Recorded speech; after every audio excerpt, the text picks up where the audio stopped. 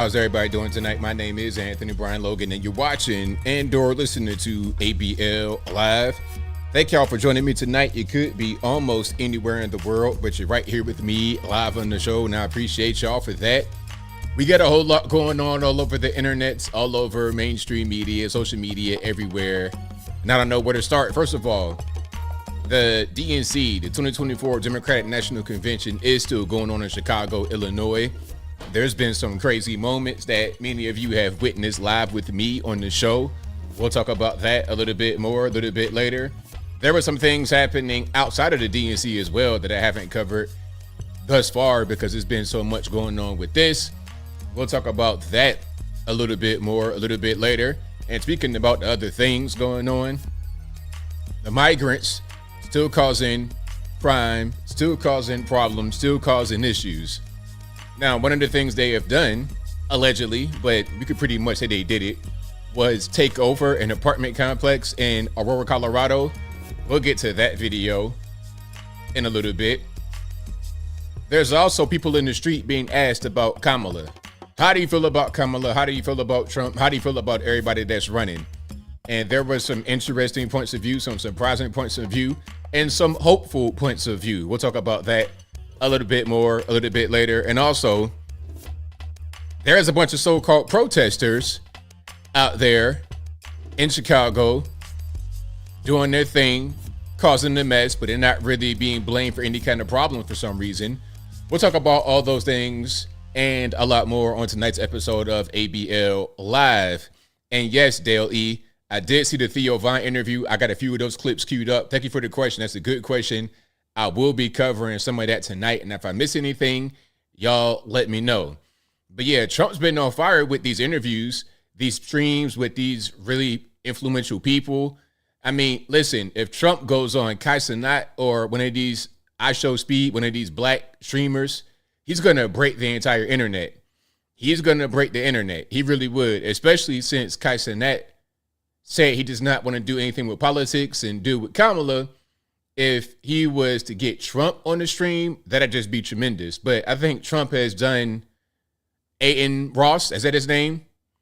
He did Aiden Ross, that stream with the Cybertruck. Remember that one? And then he just did a show or a stream with Theo Vine, like an interview with him. Pretty good interview. I've seen a lot of it, and I'm going to show some clips from it tonight. But shout out to you guys for being here. Yet again, we meet. We've been here pretty much all week. Monday, we started the DNC with the speech from Biden, the farewell speech from Biden. We'll talk about that a little bit more, a little bit later. Also, last night, they had the Obamas. You had Big Mike. I know her name is Michelle, but Big Mike just kind of sticks, man. You know, you ever call somebody a name in childhood and it just stays? Okay. It was this one dude with this really big head. We would call him Head. That was his name. And then some girls would defend him. His name is X, Y, and Z. All I know is that's his name. Same thing with Big Mike. That's what I know. But nah, I know Michelle is a woman. At least that's what they say. Now, as far as Emmanuel Macron's wife, I think Candace Owens raised a question about that. Like, hey, this is a biological male, and this guy was Emmanuel Macron's teacher and groomed him since he was 14 to 15. But I don't know anything about that. I've heard that, but I don't know a thing. If anybody calls me and says, hey, what do you think about what Candace Owens said about X, Y, and Z? I don't know nothing. You know, I heard she said something lately, but I don't even know what she said at all. I don't even know nothing about the recent comments. But as far as Emmanuel Macron's wife, and if you don't know, of course, that's the president of France, his wife, hey, man, it's up in the air. I don't really know what's going on. So shout out to them, though. All right. But if you like what you're hearing so far, y'all know what to do. We got a whole lot to get into. We have a lot of videos, a lot of behind the scenes stuff that you may not have seen on television about the DNC. There's a lot. We're going to get into the Trump Theo Vine interview. We're going to get into a few street interviews and a lot more. And thank you, American Jane. I'm glad you like the hat. Thank you. Thank you. That's going to be available on one of our sponsors, ablmerch.com. We got the hats, t-shirts, stickers, hoodies, mugs, and more right there on the website, ablmerch.com. That link will be in the description box as always, or just type into your browser, ablmerch.com. ablmerch.com. I take you straight to the website. You can get to where you got to go and get to where you want to get. And also shout out to patriotpost.us, your best source of news and information anywhere on these interwebs. Their link will always be in the description. That is patriotpost.us. Tell them ABL sent you. Also, go to my regular website, anthonyblogan.com. That is ANTHONY, the letter B, LOGAN.com. Go to the front page of the website, and there will be articles for each video that I produce. And in the articles, you'll be able to find links from the left, from the right, from the center, from the politically agnostic, Democrat, Republican, far left, far right, everything in between. You're going to find everything right there on the website. So maybe you don't want to take my word for it in the summary that I write, but all the sources will have everything that you need. I have New York Post. I have New York Times. I have Fox News. I have CNN. I have whatever you want. Small local papers, big international papers, whatever. On the front page of the website, anthonyblogan.com. Also go to the contact page of the website, anthonyblogan.com/contact us. There you can find my email address, my snail mail address, my UPS box, of course, my social media accounts, my Facebook, Twitter, never going to call it X, Instagram, all that good stuff is right there on the contact page of the website, anthonyblogan.com. And of course, that link will be in the box. And as I always say, every single stream, and the reason why I say every stream, well, my regular streams, is because I don't want anybody to say I never told them, that I didn't warn them. Hey, I'm saying it to the point where it's become excessive. You can't say I didn't warn you. You sure can't. So when I'm getting these emails talking about something, oh, I got scammed by somebody on your page and I thought it was you and I thought I could trust you. Hey, man, listen, you could trust me. I'm a very trustworthy guy. But them trolls in the comment section that are pretending to be me, you cannot trust. A few tips. If they're asking for Apple iTunes gift cards, or they're giving you a 4,500 digit WhatsApp number to text on, text me on the number right now. Text me on that number, and then you will be given gifts of abundance. Huh? You'll be given abundant gifts. Text the number right now. I don't have time to waste. I'm going to go live on ABL Live. Okay, just text that number and send the cards, and I'll be awaiting your gift. Okay, I'll be awaiting your gift, and we don't have time to play it around. Just give the cards, huh? So yeah, that's what they're gonna be talking like, and I don't sound like that. At least I think I don't. I don't think I have that kind of accent. All right, shout out to all my West African brothers and sisters. You know, you guys are fantastic. They're good food. They're fufu. They're good weather. The tropical rain, whatever. I'm with it. Let's go. Let's go to Cote d'Ivoire, Nigeria, Ghana, Burkina Faso, all of that. Sierra Leone, Ivory Coast. I want everything over there. Shout out to you guys. But the Yahoo boys in Nigeria with the scamming are doing too much. And also them Eastern Europeans, them Ukrainian, Russian, expats that want to just take stuff from you. I don't got no time for that. The Indians, they get you as well. Okay, they will rob you blind, barefaced, no pistol on the internet. But the worst of the worst, as I said before, right here in the USA. So you can't really tell where the trolls are. They can come from anywhere. The scammers in the USA, they might be the worst in the world. Oh man, I done got robbed in Atlanta with no gun. I'm at a restaurant. They take my card back to pay. The card's not at my site for a couple of minutes. The next day I look at my credit card. Somebody done spent $400 at PetSmart. What are we buying at PetSmart for $400? Are we buying a brand new pit bull puppy so you could go neglect and it could bite somebody in the hind parts in a year? What are we going to do with the $400? I don't really understand. I don't really know how much these things cost. But yeah, the moral of the story is please be aware of your surroundings and please don't get scammed. Nobody has time for that in the year 2024. All righty. But we got a lot to get into. Shout out to you guys for joining me yet again. And of course, I'll be back again tomorrow because that's when you're going to have Kamala give her speech. Now, I hope that during Kamala's speech, it doesn't get weird. Oh, no. Before I get to Kamala's speech, I hope that before her speech, We don't have a bunch of random people going up there speaking, just kind of wasting air. It's been quite a bit of that at the DNC so far, in my opinion. A lot of blabbering, a lot of wasted air, a lot of nonsense. Okay, a lot of propaganda, like obvious propaganda ads. The pro-Kamala ads, they make all the things that Trump has done that we enjoy, like tax cuts and things of this nature that actually reinvigorate the economy, keeping the border secure. They make all those things look like bad things, and then they make Kamala out to be the savior. She's talking about if you vote for me, I'm going to reduce the price of groceries. Well, aren't you the vice president right now? You can't do that right now. You can't go walk 10 steps to the Oval Office from your office and tell the big man, hey, you want to lower them grocery prices? If she can't do it as a vice president, how is she going to miraculously make that change as president? It doesn't make any sense. It's like you still have some responsibility here. And if you don't, then what are we doing? And if you think your policy will be better than Joe Biden's policy, then isn't that kind of a conflict of interest? Isn't that kind of a slap in the face to the current president that you got the vice president trying to show him up? Hey, I'm going to do better than the guy that I work for right now. What part of this whole thing has been really gross. It's been really gross. Look, the people, and I'm going to keep saying this until the cows come home, and the cows ain't nowhere near the barn. You understand what I'm saying? Listen, it's gross how the people, the Democratic electorate, the people who voted Democrat in this primary season, they all 98 point something percent voted for Joe Biden to be the nominee. They did not vote for Kamala. Kamala was on the ticket as a vice president, but we don't have any say so in who that selection is. We can make suggestions and things like, oh, we want a black female vice president. Oh, okay, cool. I'm gonna just go pick somebody. Kamala, about 20% black at best. All right, you'll do.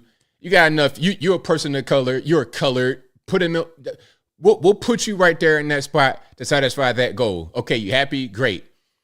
But we didn't have any actual say so on who the person that he picked was.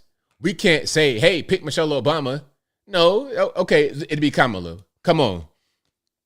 Kamala got curb stomped in the 2020 primary to the point where she dropped out in 2019. Amy Klobuchar, Pete Buttigieg, all these whack jobs did better than her in the 2020 primary. And ultimately, of course, Joe Biden won the primary. I'm willing to bet if Kamala was still in the race come South Carolina, people in South Carolina, the Democrats, and by the way, the reason why Biden won South Carolina and his whole campaign got revitalized is because 75% of the Democratic electorate in South Carolina is black or are black. 75% of that. So they know him from Barack Obama. Oh, that's Obama's friend. Obama, that's Black Jesus. Like I said before, you get a picture of the white Jesus right next to Barack Obama and his wife and kids on the same wall in the same house. Okay, that's kind of what's going on in the community a lot of times. So you are friends with Obama. All right, let's vote for you. And I'm willing to bet that if Kamala was still in the race at that point in South Carolina, that they still would have voted for Joe over Kamala, although she's so-called black. They thought they could put these weirdos that are racially ambiguous like Cory Booker and Kamala Harris up to the front and that they would do well. But they did not. And the reason, in my opinion, is because although they may look similar to Obama, that biracial, mulatto, light skin, whatever, although they may look similar to him as far as that is concerned, they're not him. Obama has been groomed since a little boy to become a politician. These people were not. I don't know what Cory Booker was doing. Maybe he was meant to be some kind of corporate executive, but not a politician, a goofball at best. Kamala Harris, same thing. Kamala Harris is just a working person and a sugar baby at best. She shouldn't be in the position to be the president at all. Same thing, Cory Booker. All right. And what the establishment learned from trying to put Cory Booker and Kamala Harris out there to the front to try and be the heir apparent to Barack Obama and his light-skinned mulatto legacy, they were trying to capture that same energy, but it didn't work because they found out that there's more to being a Barack Obama than skin color, than racial background, ethnicity, whatever you want to call it. There's more to it than that. And now they're still trying to make Kamala be a thing. And I think it's because they had no other alternative. They know they couldn't run Joe Biden again. They know he couldn't campaign again. He had to drop out after the primaries are over, so there can't be a big fuss about it from the Democrats. They're going to coalesce around Kamala, and they're going to put her out there to the front. And I predict another obliteration come election time. Let's not forget, in 2020, she didn't even make it until the actual year 2020 before she dropped out of the presidential race. She's already run one time before and got completely obliterated. It'll be the same thing this time. She was getting stomped out by her fellow Democrats in the primary just to become the nominee to go against Trump. So if you can't even win your own primary at all, and you came in dead last basically 4 years ago, how are you going to just ascend beyond a guy who's already been president before, who a lot of America loves? It doesn't make any sense. But now, did RFK drop out? Okay, now I saw something about RFK. Let me just make sure. RFK Jr. Okay. Let me see. So we got a news clip right here. Let me go ahead and play this actually. And if you like what you're hearing so far, you know what to do. Please give the video a thumbs up. Okay, so we got something from NBC, and it says RFK Jr. is planning to drop out of the 2024 presidential race and endorse Trump. And the subhead, JD Vance, Trump's running mate. Let's not have the ad pop up. Pop-up ads are back in 2024. It's crazy. But anyway, let's see something here. Counter program the convention here, and he is all right. This ain't really what I'm looking for. The presidential bid this Friday. And okay, hold on. There it is. Tonight, Von Hilliard joining us now with late details. Von, this involves Robert Kennedy Jr.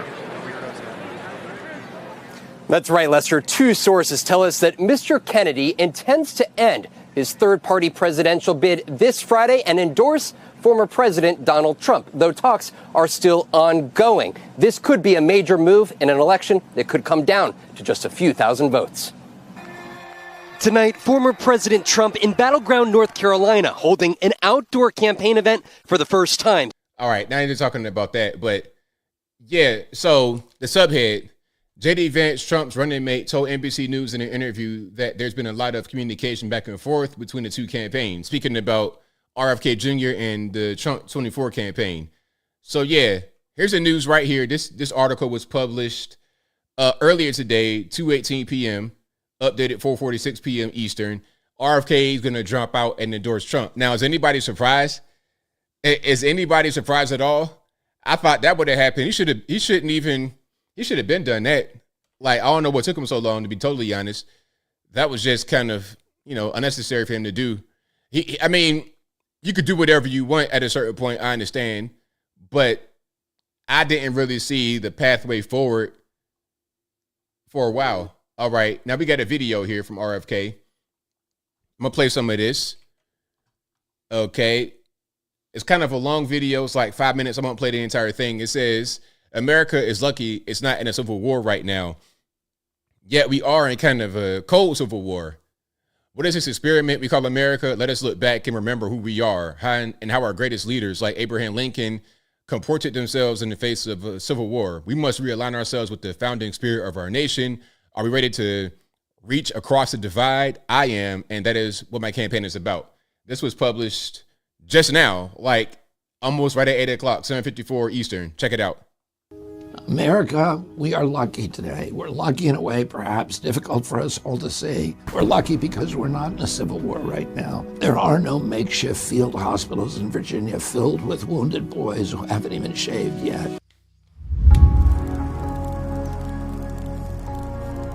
Toward the end of the Civil War, Abraham Lincoln visited a 200-acre field hospital in Virginia, personally attending to thousands of wounded men who had seen hard fighting. Some of the patients were missing limbs, some were blind, some were scrawny with disease, and many of them were dying. And some were so young that Lincoln openly shook with sobs.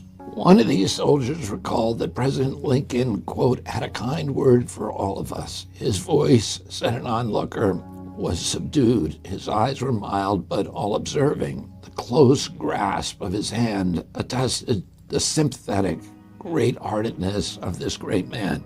Another soldier said that the president walked down the long aisle between the rows of cots and spoke to and shook hands with every man in the ward. It was that handshake that I have always considered the greatest honor that ever came to me. A doctor in the hospital said that Lincoln's visit was a green spot. Okay, I'm gonna go ahead and just pause it right here. You're just kind of getting into history and things of this nature. I don't really understand. Okay. It's cool. It's good, but it's like, what is that? Is it a fireside chat? I don't understand. Is this a podcast?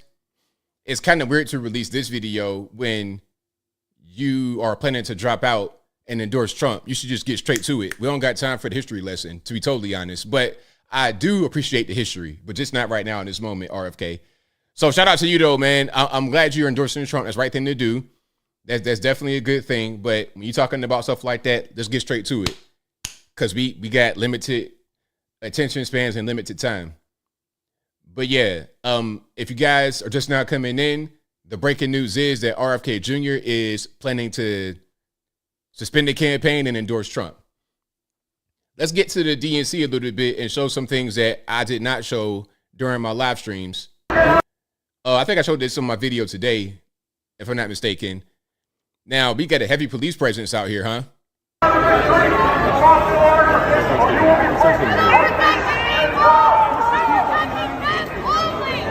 Now you get heavy police presence, heavy security presence outside of the DNC in Chicago. Okay. But at the same time, when you have the shot spotter technology in Chicago's neighborhoods where you got a lot of shooting and the shot spotter can detect when shootings happen and potentially dispatch police, that's seen as a racist thing. But having hordes of Agent Smiths, no disrespect to the cops, but having hordes of law enforcement, police, public safety out there to protect this, because you got all the politicians and whatnot, all the delegates, that's okay for that. But for the common man, for the regular working person, that's racist and we shouldn't be having it, right? That's kind of what's going on.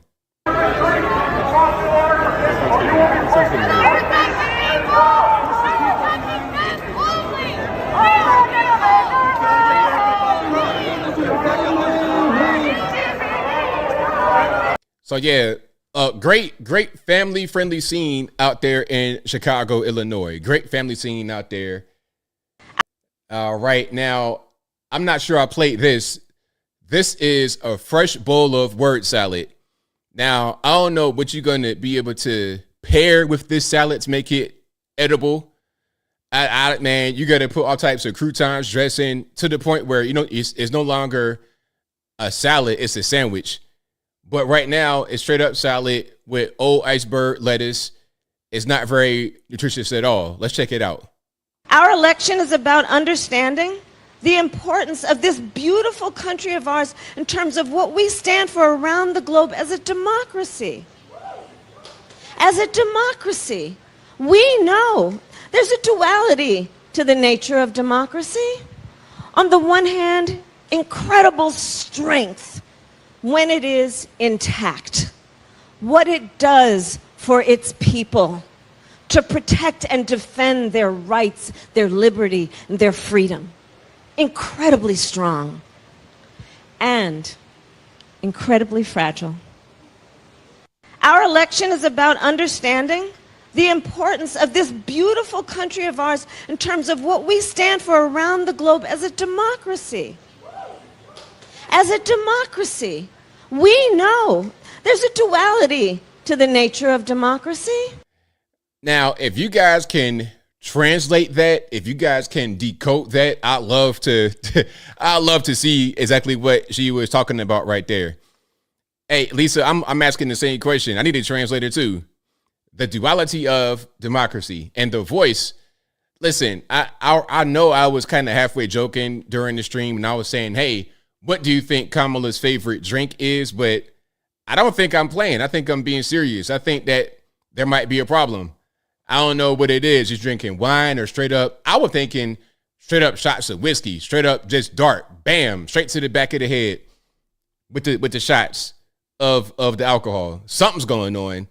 Maybe her and Nancy Pelosi be going out back and, you know, letting a few loose.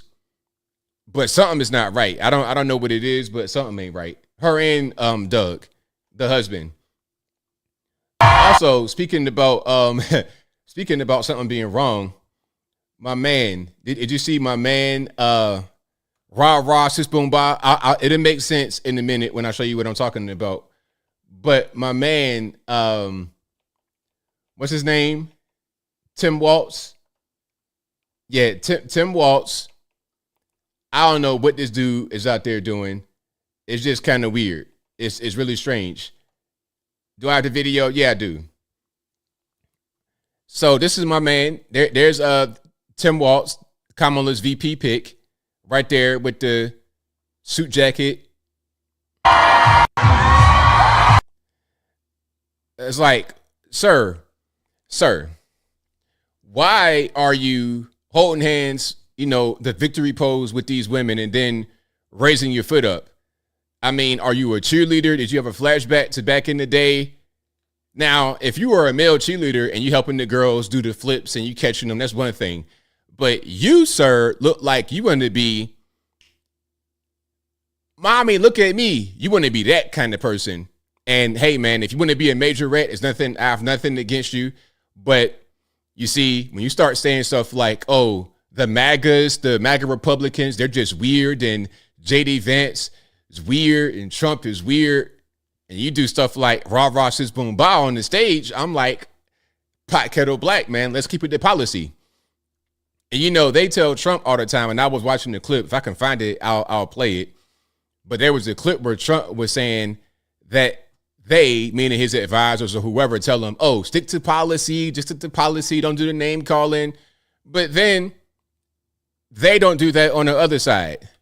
They do pretty much whatever they want, and it's fine. But only Trump is held to a certain standard when it comes to talking about policy. And I've heard that a lot from people on our side. Oh, Trump's too abrasive, stick to policy, no more name calling, all this, that, and the third. It's a mess. Meanwhile, Mr. Obama, Barack Obama, was making a joke about his situation downstairs. It's like, is that policy?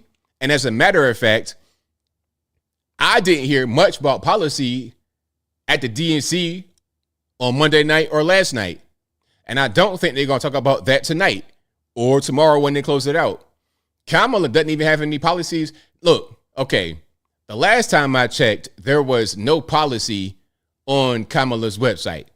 And you would think that if you're running for president, there should be a website, and the website has policy on it.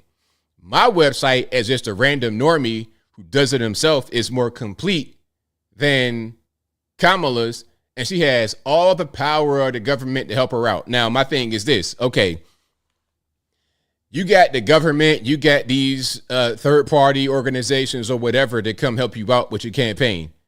Whatever you need, you have endless resources, and you can't even get your website straight. Now, have they fixed the website yet or not? Okay, I don't even really know. And as far as who's taking the stage tonight at the DNC, Tim Waltz is going to be coming up later. But as of right now, I'm not even really watching it because you got a bunch of random people on here. Okay, just random people, like it and propaganda. So probably at about 10:30 or so, I'm gonna check to see if I'm gonna check to see if Tim Waltz is coming out or whatever. All right, but speaking about what Trump was saying as far as the whole stick to policy, here's that video. They were killing him under Obama. Did you see Barack Hussein Obama last night? Take little shots. He was taking shots at your president. And so was Michelle. You know, they always say, sure, please stick to policy. Don't get personal. And yet they're getting personal all night long, these people. Do I still have to stick to policy? Sir, you must stick to policy. You'll win it on the border. You'll win it with inflation. You'll win it with your great military that you built that they gave away $85 billion worth of it in Afghanistan. Sir, you're going to win it on crime. The crime is running through the streets like never before. You're going to win it on all of these things. And what he's saying is 100% correct. They will tell Trump and they will tell us on the right, oh, to stick to policy, don't be, you know, what they say, when they go low, we go high, all that other BS. It's like, you know what, at this point, I'm going to just say what I got to say and I don't even really care. I must speak my mind.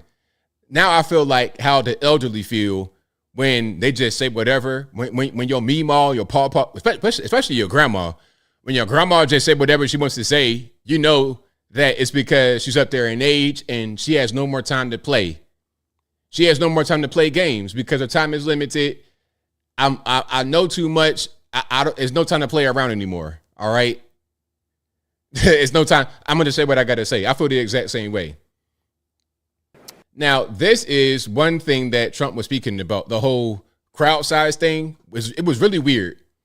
This weird obsession with crowd sizes.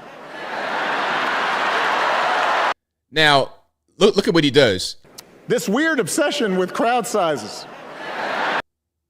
So he's going like this. He has his hands extended for something that's a big crowd or something that's big, and then makes his hand smaller for something that's small. He looks at it, glances, and then looks away. So I was watching this on the stream last night. I streamed it with you guys. So shout out to you guys who were here. I appreciate y'all for joining. I didn't even catch the reference. I thought he was just talking about crowd sizes because that's actually a thing. We know that Kamala cares about crowd sizes. Everybody cares about crowd sizes because if they didn't, then there'd be no need to bring out these rappers and entertainers to pump up the crowd size to make it look bigger than what it is. So you could go out there on TV and say, oh, we had this big crowd size to inflate or create false interest for Kamala Harris. If not for the entertainers, then nobody will really show up because who cares about Kamala? People don't like her. I thought he was referring to that because it is really a thing. But what he's doing or what people got from that is that he was talking about Trump's situation. That's like, really? I mean, listen, Barry, I know that you might have a little bit of proclivity for something else, you know, like an alternative lifestyle. And if you do, hey, man, you know what? It's 2024. If Bruce Jenner can go from the Wheaties box to become Woman of the Year at age 70, you, sir, can jump out of the closet if you want. I'm not saying you in there. I'm just saying if you were in there, you could jump out and anybody going to say nothing to be fine. Because I don't know about heterosexual guys that got other guys, you know, anatomy on their brain. Hey, I wonder how big that is. So that was a really crude moment. I didn't even think about it like that, but that became a thing. There's articles about it and everything. I'm like, y'all, some people just need to do something else with themselves, man, because talking about that is absolutely out of this world. Absolutely out of this world. And for Obama to do that, it gives me pause about him. Like, sir, what's going on with you? Are you okay? Are you really okay? What's going on?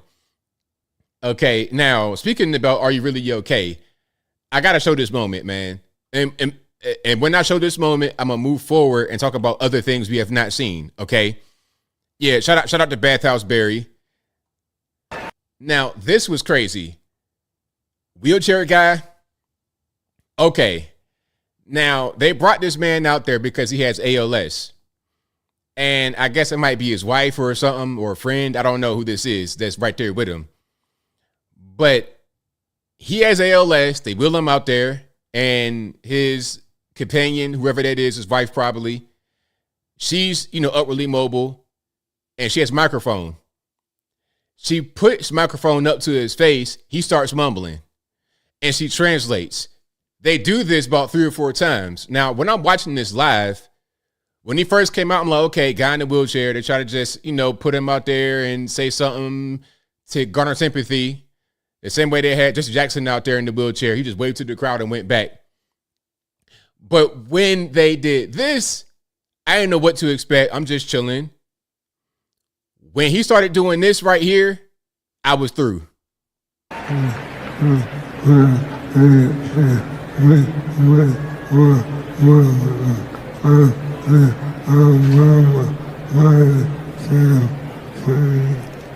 In 2008, we met while working on the Obama-Biden campaign.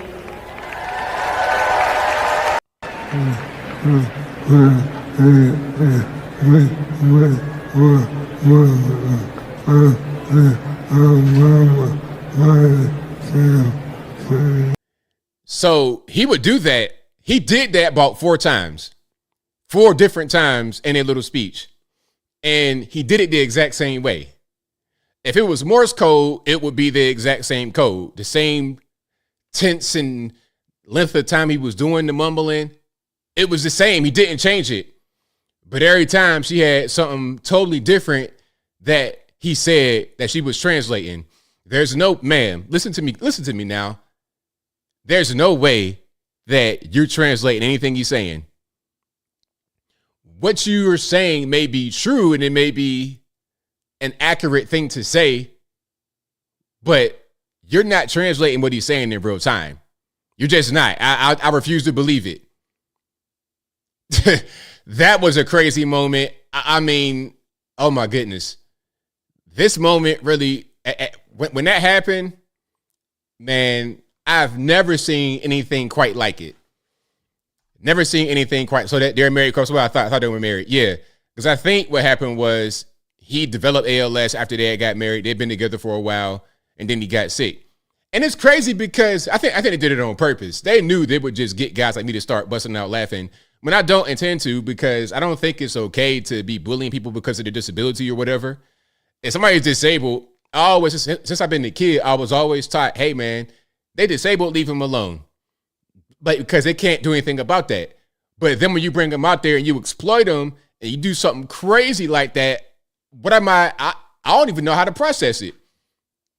I don't know how to process it. So yeah, please don't do that no more. Don't do that no more. Ball Bread says, ABL, your impressions are spot on. Can you get this one to go? What, the wheelchair guy? Man, I can't even do it, man. I can't even. No, I ain't gonna do that one, man. I'm not quite up to par on that one. Nah, but that was a crazy moment. Okay. Now we're going to the DNC, a little bit behind the scenes. Here we have Jamie Harrison. Jamie Harrison is a chair of the DNC. Okay, and of course you got Mark Hamill. Mark Hamill here with the head of the DNC, Mr. Jamie Harrison.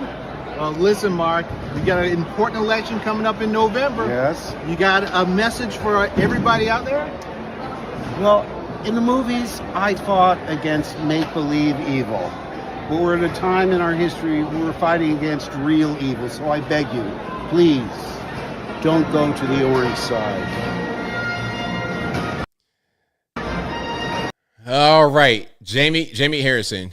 Can I say something right quick? Can I say something without being judged? I know you guys won't judge me because you guys are not like that. But a lot of times when I talk about being conservative or whatnot among the blacks or anybody really, like any kind of liberal, it don't matter, white liberal, black liberal, they all think the same. Black liberal and white liberal ain't that much difference except for one got some money and the other one don't.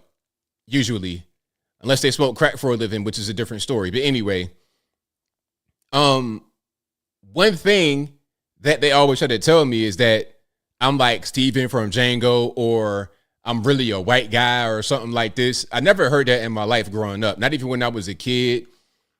I never heard the "you're white" when I was a kid and I was interested in reading books. When I had a bookcase full of books and I was a big nerd as I am today, I never got accused of trying to be white because they know, anybody that has ever met me, they know that I'm who I am. But Jamie Harrison, Like, what's going on with your voice? Why are you making your voice higher like that? Is that because you want to blend in with guys like Mark Hamill? Like, what's going on with that? We get called the Toms or whatever, which is not even an accurate term to use. But who is this person really? Is it the conservative guys like me or Jamie Harrison, the chair of the DNC? And then aside from how you sound and how you look, what about your policies? How are they going to help anybody in your community, Jamie Harrison? I just wanted to point that out. Keep on rocking and rolling. Are you going to be? Now we got street interviews. Apparently there was a bus that was giving out free vasectomies. And you guys know what a vasectomy is. I don't got to get too complicated. But apparently there was a bus out there. Hold on. I got to just research this. And the bus is outside of the DNC. Yeah. Matter of fact, hold on. Okay, we got it. Look, check it out. Okay, NPR, straight from the source. Look at this. Watch this. From vasectomies to abortion pills, Planned Parenthood sets up mobile clinic near DNC. And this was published yesterday, August 20th, 24, 4:02 p.m. All right. So would you want to get a vasectomy in a food truck? I mean, in a mobile clinic? Is that where you want to get a vasectomy? Look, I'm not trying to get something like that done in a place that might be cooking burgers and fries the very next day. I'm sorry, we're not going to have that happen. You're not going to have Planned Parenthood put some laminate down on the food truck and a hospital bed and tell me, all right, you're going to perform a vasectomy. No, thank you. We're not going to do that. Okay, we're not going to do that. You're not going to go anywhere near that situation. All right, but definitely not on no food truck. Okay, so yeah, that's a real thing. Now, Benny, shout out to Benny Johnson. He was asking people if they're excited to get a free vasectomy on a moving bus. Be getting a free vasectomy at the and RIP to the headphone user. Sorry for the loud noise. Let me start from the top. So you see my man, you see Benny on the left with the microphone, the white guy, and you see my man on the right, the black guy, just, a regular citizen going about his day. And Benny's going to ask him about getting a vasectomy on the food truck or on a mobile clinic. Let's see what his response is. Are you going to be getting a free vasectomy at the DNC? No. They're offering free vasectomies, but they're on a bus. On the bus? Yeah. But I'm going to walk in right here. I'm going to be here for 4 days. Oh, there go my man. Oh, I don't want that. I'm going to be here for 4 days. I don't want to get the vasectomy on there, boss. That moving, boss, that's too much for me. I'm just going to go to the DNC. I want to see Obama. I want to see the Obama. I want to see Michelle. I love Michelle Obama. But vasectomy, no, my friend. I don't need the vasectomy. I'm okay. So you're working here. Yeah. So you could get a discount. 2 for 1. Have you cashed in on your free vasectomy, sir? Not yet. No? No, not yet. Good luck. Thanks, boys. All right. Get in the front of the line for vasectomy. Yes. No. All right. Popular, right? They're going like hotcakes at the DNC. I like myself intact. Okay. All right. Snip, snap. You have no idea the physical toll the 3 vasectomies have on a person. What's up, guys? 3 vasectomies? Come on, Steve. Like, what are we doing? Boy Benny, we're here at the DNC. When Kamala Harris said, "Do not come." Do not come. I'm gonna come. Benny, you're doing too much. That's what's happening here at the DNC with the vasectomy bus. The special Planned Parenthood vasectomy bus is driving around, snipping those Democrat men, making sure that they can't reach. So look, you see what it says right here from the Fox article. It says Planned Parenthood offering free abortions and vasectomies at the DNC. Reproduce, and that their bloodlines are ended forever. We're going to ask every single dude. I ain't gonna play the whole thing, but shout out to Benny. I'm gonna play a little bit more of this. Is no man at all. No. Not here at the DNC? No, none of that stuff here, no. No, I'm not. You're not excited? There's a Planned Parenthood bus out here giving free vasectomies. You just jump on the bus, they'll snip your balls right off. Yeah, that's an Illinois thing. You don't have no balls, bro. Guys, are you excited for your free vasectomy? You do need to. You're gonna get one, right? Yeah, I don't think anybody's really interested in that. But but you know what? I never say never. I know somebody is going to go ahead and get that procedure. Somebody's going to say, you know what? A food truck, DNC, why not? Why not go ahead and get that procedure done right now?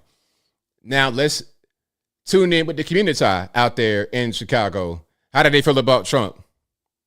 How does the community feel about Trump? Check it out in Chicago. I vote for Trump. I go for Donald Trump. Me too. I go for Trump. Who are you voting for in 2024? Trump too. And why is that, ma'am? He the best president ever. Has Barack Obama done anything for around here and these? He never did anything since he been in office. Yeah. And I'm glad he out.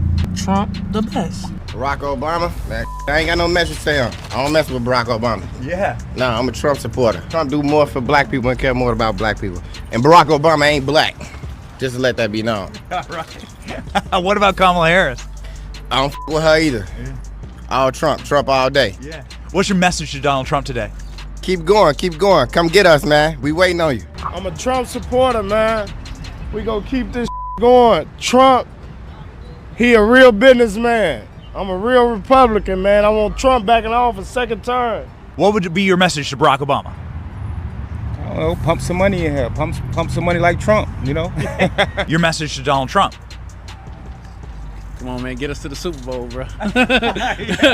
Make America great, man. That's all I can say. Make America great. Everyone's so friendly around here. Yeah, everyone's so friendly around here. Hire me, you meet diversity. I go for the interviewing people. Yeah. You supposed to be somewhere chilling. I need chain game like this. Here we go. What's up, my Who guy? we need up in there? Who we finna let drop a bag in the hood? Who we want to get the bag back going in the hood? Y'all know we gonna need Trump in that joint. Y'all You know ain't we gonna gonna find need a Trump soul in around that here joint. ain't gonna say Trump. Y'all gotta dig what's going on, man. Yeah, I'm taking over Benny Show, man. It's Odie, man. I'm a YouTuber, man. Y'all get at me, man. But everything Trump over on this side of town. I ain't gonna lie to you. You can go everywhere.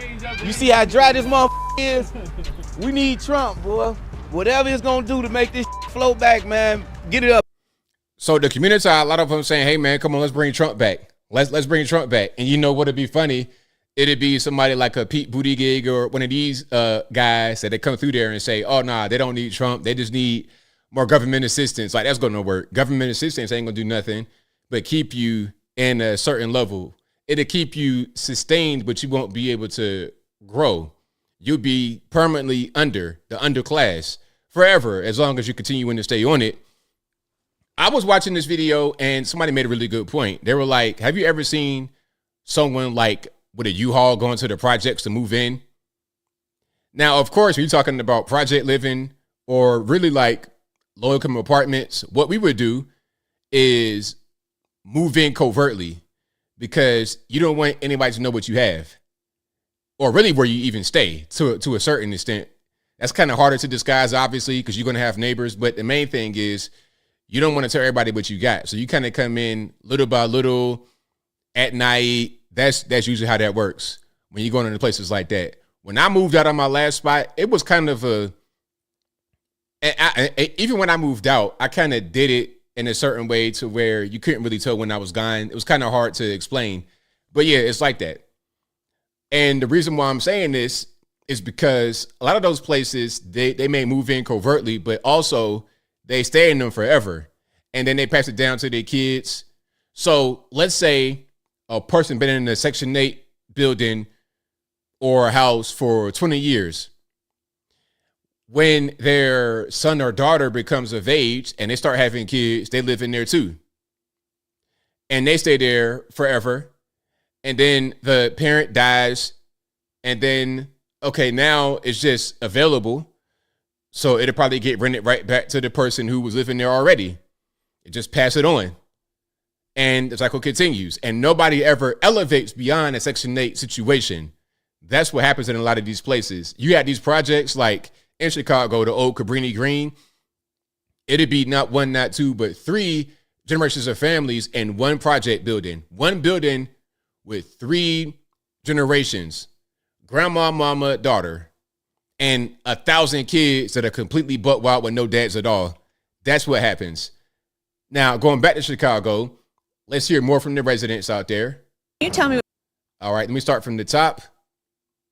Can you tell me what's going on with the migrant crisis here in Chicago? So I will tell you right now, I'm a person that lives on the south side of Chicago, and the migrants that have come in, at one point they were coming in and we were feeling very sorry for them because they came in at a time where the weather was cold. So we're seeing all these people in tents and all this and that. But then we find out that they're getting $15,000 in food stamps, $5,000 in cash.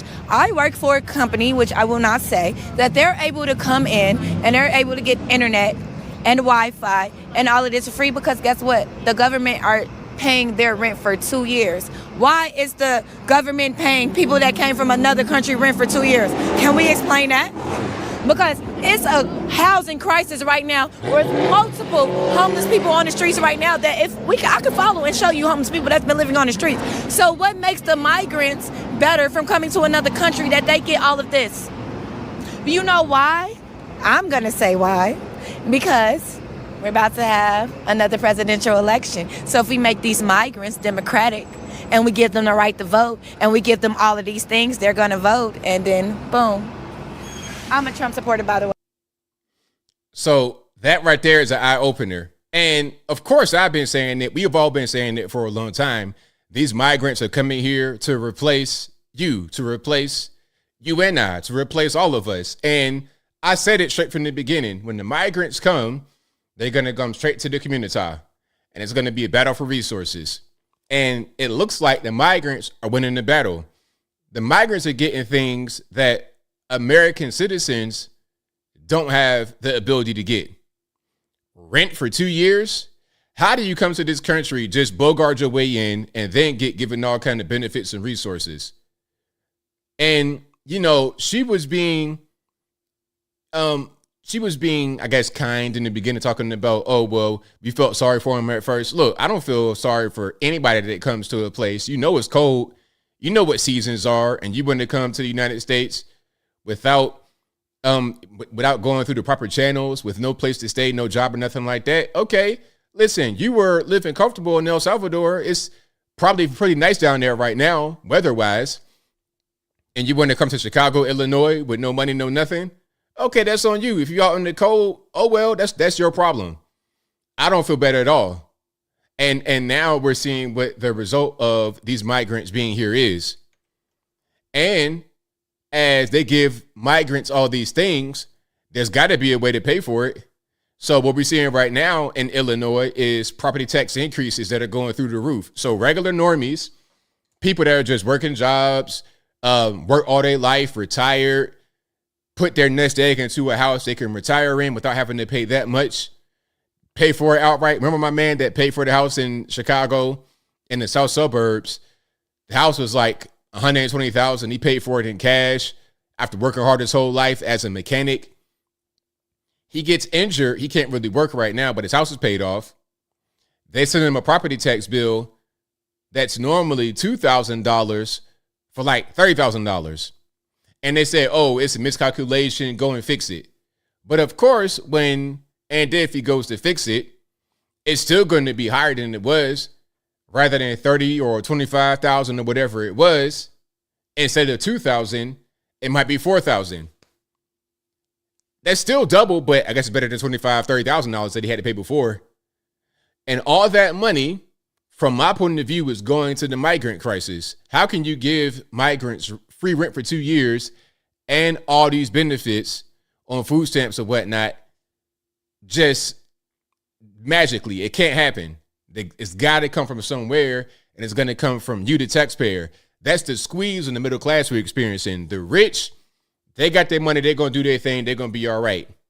The poor have the support from the rich to stay poor, to stay kind of low class. And the middle class are being squeezed for whatever they have to also support the low class, to the point where they become low class. And when the rich have all the money, and the rich could be the government as well, because they could do whatever they want. I saw that Biden made $26 million since 2014 from foreign business deals and other things. Anyway, they got all the money, they got all the control, and we have nothing, and we're kind of under them. Not only are you going to be part of the permanent underclass, you're also going to be controlled by the people that have all the power and the money. Okay, that's when the communism comes in. That's where Tim Walz and Kamala would come in. Price caps on, see what it's talking about? That's just intended to drive us into poverty, so then we're able to be controlled. You can't have a car. If it's gas power, it's going to be illegal, and everybody has a gas car. EVs are not very sustainable at this moment, at least from the point of view of infrastructure. They're talking about we're going to build 500,000 charging stations. Look, they spent, or they allocated $7.5 billion with a B, $7.5 billion with a B dollars on 500,000 charging stations in the 10-year period. We're 4 years into the 10 years, so you got 6 years left, and there's only been 8, maximum 8 chargers built out of the 500,000. Dumb stuff. Anyway, check out Don Lemon out here. He's in Cleveland, Ohio, asking Trump or Kamala. Shout out to Cleveland. Cleveland is lit. How y'all feeling about the election? Kamala Harris all day long. It's going to be my second time voting, so I'm ready for it. I'm going for Trump. I'm excited for Kamala Harris and Tim Walz. I don't feel comfortable with the candidates. I think Trump's going to win. I feel like it's leaning towards Trump for sure. It sucks because I don't know what's going on. The world is a mess. Oh, not very good, I guess. I don't really like either candidate. I'm just trying to keep my hopes up here. We're kind of in despair. Yeah. I'm a little hopeful. I'm hoping that things go in a positive direction for change. I wish we had 2 new candidates. We're going to have a first woman president, or we're going to have Trump back in office, so it's going to be changed either way. This is J.D. Vance's home state, and you're not rooting for him? I'm okay on him. Not Republican, so I like J.D. Vance. No. Because? I don't agree with his ideals. No, not a fan. Why not? Not what I believe in. Trump or Kamala Harris? Donald Trump. I don't vote. I have to go Trump, man. Yeah. I have to. Or Trump. I got to go Trump. Kamala Harris. Kamala Harris. No comment. I'm running for Trump, so. I'm supporting Trump. Kamala is doing a great job. Kamala. But I'm probably not going to vote. It's like they just pushed her in. Now I vote more for. That's right, sir. Say that one more time. Say it one more time. No comment. I'm running for Trump, so. I'm supporting Trump. Kamala is doing a great job. Kamala. But I'm probably not going to vote. It's like they just pushed her in. Now I vote more for what fits me better as a person, rather than voting for the black person. I would vote for Trump. I do. Kamala Harris. What about you? The black lady. Gas one this The black lady. Great, intelligent, high IQ answer. high when Trump was our president. Food wasn't this high. I'm going for Trump. My first time voting was 2020. I think I wrote my name or someone else in. With exactly what he said, he has the intellectual side of it. All right, so that's what's happening out there in Cleveland. A lot of the community are talking about they're going to go Trump. I like it. I like it. Shout out to everybody out there. And then the one lady that was talking about Kamala, she was like, I probably ain't going to vote. Okay, great. Then don't. That's fine. That's totally fine. Now, Benny was asking the same question in downtown Chicago. I guess this is by the not RNC, the DNC. You walking around with a MAGA? RIP to the headphone user. Sorry for the loud noise. All right. You walking around with a MAGA hat in downtown Chicago? Yeah, they can try and take it off if they want. Yeah, this guy right here. I'm about to say, this guy right here. Look at my man. Hey, my man right here. Look at his face. This guy right here will stomp you clean in the wine. He might have a cauliflower ear and everything. Listen, he will stomp you in the wine. But I tell you what, I can look at his face and tell that if you want one guy, like this guy right here will be the best friend you ever had. The best friend ever. And if you got a problem, you can call him. But look, when you call him, be ready for whatever happens. Don't activate this man if you don't want things to go all the way to the next level. Here's an example. You're minding your business and you might be in Chicago, right? And some guy runs up on you and robs you, hops in the car, you check the plate. You call him, hey man, I just got robbed in Chicago and I got the plate. He's going to say, hey, check it out. Let's get all the guns we have and we're going to go delete them right now. And if you want to try to cancel and all that, he's going to be like, look, you caught me on the phone. I'm already in the car. I got the guns ready. So what's up? What are we doing? Of course, I'm joking. I don't know this man, so don't nobody try to put that on him. But that's the kind of vibe I get from my man right here. You walking around with a MAGA hat in downtown Chicago? Yeah, they can try and take it off if they want. Yeah, that's right. They won't do that. Most people around here like it. How's it been selling? How's it been selling? Good? Oh no. So if you guys can't see it, Benny asked a street vendor, how's it been selling? The t-shirts. And the shirts are Harris Waltz 2024. He has one on right now. And he's kind of like giving a hand signal like, it's not going too good. Had a bunch of police told us to burn our shirts. Donald Trump or Kamala Harris? Trump, bro. Trump all day, bro. Yes. Yeah, let's go Trump 2024, man. Why do you like Trump? And he giving money, economy was good, jobs was decent, so. Trump. Trump, my man. Yep, Trump. I own restaurants, so everything's up right now, and hopefully, you know, we want the economy to go down and inflation, so. Yeah. So prices are killing you.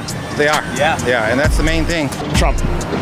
Easy. 4 years we had Trump was a lot better than 4 years we had the Biden administration. For me, like Trump, no war. But he's got to bring peace to people. Yeah. I'm actually from Hong Kong. Yeah, but I watch your show. So you know communism? Yes. Trump. Yes. Trump. Look around. Yeah, it's rough down here. It is rough. Yeah. It is rough. Yeah. Trump. Absolutely. Okay. I don't want open borders. I want a good economy, et cetera, et cetera, et cetera. And I don't want communism. Someone is like pro-American. Yeah. And if you're American, you should be pro-American. Yes. So that's how I feel. Yeah. And because I follow you, I guess you know who I support. Trump. Trump is a businessman. The country's a business. He needs to be run by a successful businessman. Plain and simple. You know, he's got common sense. He tells you how it is. It's how any business owner should be. We have Kamala Harris in her native form. Yes.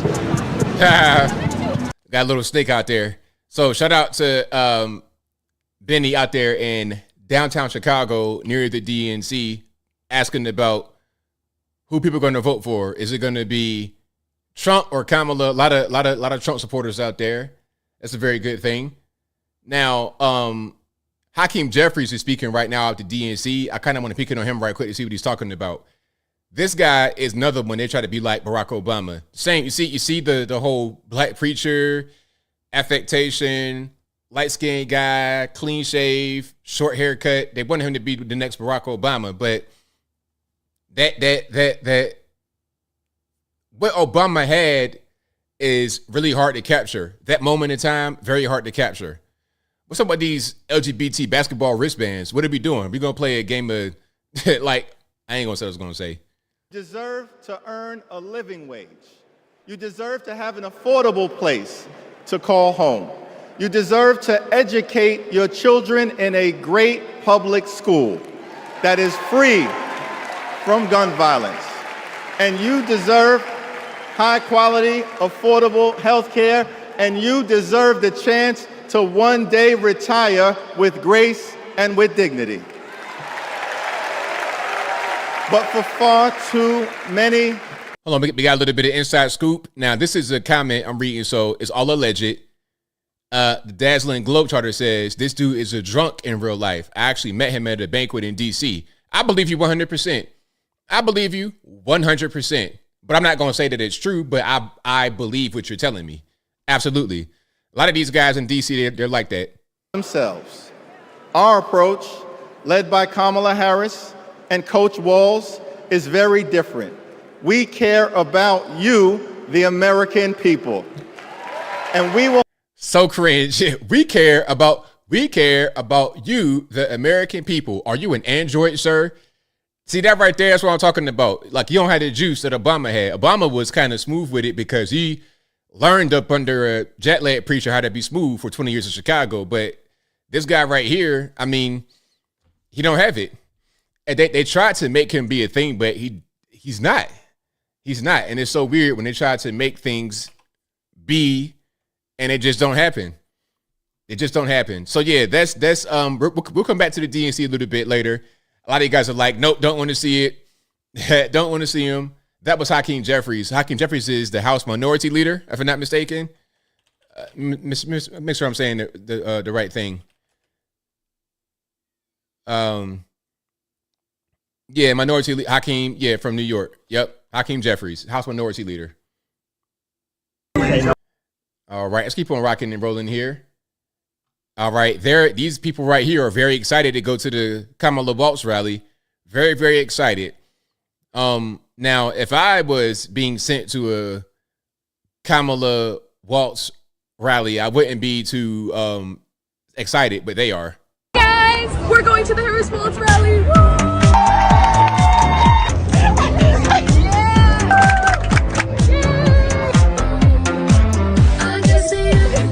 Music, man, they tearing me up. Uh-oh. Like, that was a little bit too much right there.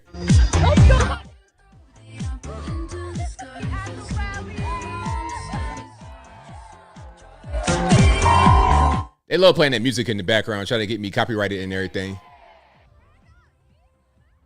But yeah, they appear to be pretty excited at this little pet rally in a small gymnasium. I know it's got to be hot in there too. No AC. It's straight outside. Yeah, so that is the kind of energy you're going to get at a Kamala rally. That's what you're going to get right there. All right. Not my cup of tea. Not really. Not at all. And here's a good moment from Trump, actually, because they were trying to say that Trump came to a town that's known for white supremacy. Matter of fact, I'm going to read the caption so you get the full context behind what I'm going to show you. Okay. So, reporter says, Kamala's campaign attacked you for being here in Howell, Michigan, because it's associated with white supremacy. All right. So that was a question that she asked him. She said that Kamala's campaign has criticized Trump for going to Howell, Michigan, because it's been, quote unquote, linked to white supremacy. Now, let's see what his response is. Thank you, everybody, very much. Thank you for coming.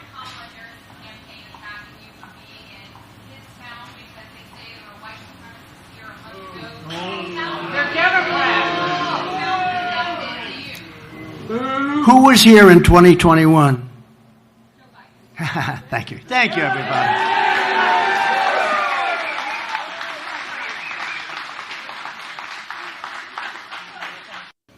Now, if you didn't hear the response, the question was, let me go back. Kamala's campaign attacked you for being here in Howell, Michigan, because it's associated with white supremacy. And then Trump said, okay, who was here in 2021? And she says, Joe Biden. He says, okay, exactly. So Joe Biden was here in 21, but y'all are attacking me for being here the same as Joe Biden was. If I am in the wrong for coming to this town, then so is Joe Biden. But you see how that works? And they always do stuff like that. They will frame it that way. She knew full well that Biden had been there before. Kamala knew full well that Biden had been there before. But let's try to get Trump and try to catch him up, make him say something he shouldn't be saying, or you see what I'm saying? And then you throwing the whole town under the bus for what? For why? It's crazy. So yeah, shout out to and the walk off and the was perfect, literally perfect. All right, now here is Trump talking about RFK. Is he going to be part of the whole? Is he going to be part of the establishment, part of the team? Like, what's going on? Can I ask you about RFK? Because just moments ago, his running mate said that they were considering endorsing you. Have you considered him for a role in the administration, and what role would that be? Well, we haven't, but I would love that endorsement because I've always liked him. Would you also consider putting him in the administration? You're asking me a very unusual question. I haven't been asked that question yet. I like him a lot. I respect him a lot. I probably would if something like that would happen. So that could be a thing. And we reported earlier, if you're just now coming in, welcome to the show. But we reported earlier that RFK is going to drop out and he will endorse President Trump. So we've already discovered that part. Now, let's keep on with Trump and talk about the Theo Von interview. Theo Von, and again, RIP to the headphone users. You guys may know who Theo Von is. Very well known. I guess he's a comedian on social media. Has a really popular podcast. Really popular person. Gets a lot of views, a lot of attention. He's tearing it up. Shout out to Theo Von. He interviewed Trump, and it was pretty good. just as good maybe as the stream he did with Aiden Ross. Hundreds of millions of people. Even now, I haven't been too active on X, but I have, I guess, 90 some odd million people on it. But I was much higher than that when I was It's like actually all on the it. people. I don't even know how many people there are.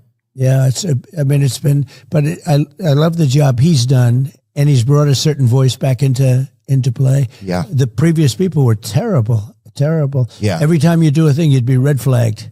They'd put up a red flag. Every statement you made, you'd be red flagged. Yeah, it's almost like, it's like when you have a babysitter and they don't want to have any fun or whatever. Yeah, right.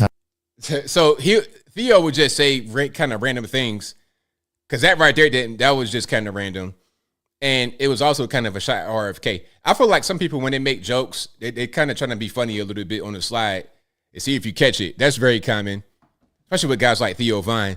I'm not trying to attack him, but I'm just saying that could have been a shot at RFK, because you guys may or may not have heard that there's an old story about RFK assaulting not a cheerleader, a babysitter.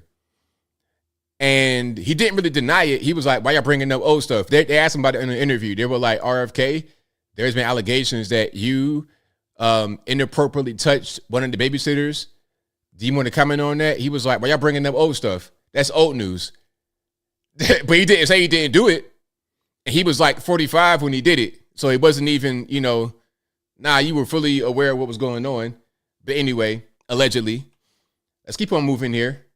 Oh, it's a disaster. Somebody invited Biden to the border, and they said he went to a Borders Books, dude. And I was like, well, they invited her, and she went to a place that doesn't have a problem. She's a disaster. She is the worst vice president. It's the worst administration in the history of our country. She's a part of it. And she won't do an interview. She would never do an interview like this. She won't do an interview. I want to learn more about her. Well, I think you should ask her to come on. No, it's a disaster. So, yeah, and everybody knows Kamala is really bad. Kamala is just, she's terrible, and she's been terrible for a while. That's nothing new at all. Nothing new. Let's keep on moving here. Opioid is bad, too. Yeah. I think that's bad because everyone thinks, in many cases. Let's start from the top. You might not have heard what he said. He said opioids are bad, too. I guess you're talking about drugs in this moment. He says opioids are bad, too. Opioid is bad, too. Yeah. I think that's bad because everyone thinks, in many cases, they think they're going to do away with pain. And literally the time is so short. If you take it for like 2 weeks, you're almost addicted to it. It's incredible when you. Oh, well, all of that is horrible. But why do we allow that? How did you get addicted? How did? No, I would just do cocaine. That was really, So not just, That's down and dirty, right? Yeah, really down and dirty. That the cocaine comment, that's kind of what Theo does. You see the hairstyle, he's not really serious, but he's dead serious when it comes to making that content and going viral and just crushing it that way. All right, so shout out to him. Opioids are bad, okay? Yeah, the opioids are pretty bad. Yeah, let's not shoot heroin. We don't got to do that. Speaking of Kamala and speaking of the border, we had 2 Border Patrol agents that came on in the past 2 years, right? Because we wanted to learn about it from people that are there on the ground. And one of the things that we found out was a lot of times they keep arresting the same people because the people that are coming in illegally aren't being prosecuted. That's one of the biggest problems they were saying. What can we do differently to make things safe at the border? It's the fact that a father can't sleep at night because he doesn't know who's going through his yard or going through it. It's just not fair. It's not what you sign up for when you're an American. What are you going to do differently? So the borders, I did it. We had the best border. Oh, the wall, they should have kept it. I agree. We had the wall built. We had more going to come long beyond what I promised. I built hundreds of miles of wall, and it worked. Walls work. Walls and wheels. I say it all the time. Two things, they never get obsolete. Wheels and walls. Well, they also supplied infrastructure. Like, people don't understand, the wall also was a place where Border Patrol agents could go to get water, to get food, to rest. It provided like a shelter out there as well. It worked. They're in the middle of nowhere. They said it worked. The two that I've spoken to said it worked. And I was going to do 200 miles of wall. We had it built, and to the specifications of the Border Patrol. We were going to put it up. And it would take 3 weeks to put it up. That's an additional 200 miles. to fill up certain areas that, when you make the wall, then all of a sudden they start coming through other areas. We had it wired, and they wouldn't do it. They wouldn't put it up. And I realized they wanted open borders. Kamala wants open borders. She's going to have open borders. We'll have 50, 60 million people because of them. Sick. We have over 20 million people, in my opinion, right now that came into our country. It's at least 20 million. He's correct, because there's so many that come every day that they process in and just give them the Olay treatment. Come on in, go to the interior, go, pillage, the other word, do whatever you want to do all over the country, and it's fine. But then there's also a greater volume of people coming in general. So you got more gotaways as well. You have more that get processed and more gotaways. So you got more in general. Asylum seekers, refugees, straight up border hoppers, illegal aliens, undocumented, whatever you want to call them. You got everybody coming over, and it's way too many, and it's overwhelming us. Well, it's overwhelming y'all who live in New York City and Chicago, Illinois, and places like that. Many come from prisons, jails, mental institutions, many terrorists. Do you know that other countries now, their crime rate is way down because they're sending all their criminals to us? It's a party. They're sending all of their criminals to us. And who would take this? Why is this a good thing? It's a horrible.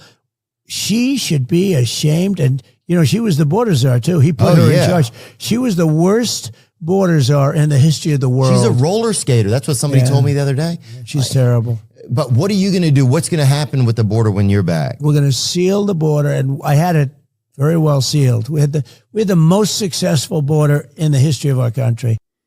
That's 100% correct. Shout out to Trump. Shout out to Theo Vaughn. Now, Slick Willie is talking right now to DNC. Let's peek in right quick, shall we? Community courtrooms and classrooms. Two leaders who spent a lifetime getting the good job done. Now, one of the things that I've noticed over my increasingly long life, is that a presidential election is unique in several ways. First, Bill Clinton just turned 78 on August 19th. In the world. Secondly, I'm going to go back a little bit so you can hear what you said. Presidential election is unique in several ways. First of all, it's the greatest job interview for the greatest job in the world. Secondly, the Constitution says we, the people, get to do the hiring. And the third thing is that every 4 years, we get to change the requirements for the job. So here's what I'm thinking, because I try to apply this in every election. Will this president take us backward or forward? Will this president give our kids a brighter future? Depends. Will this president bring us together or tear us apart?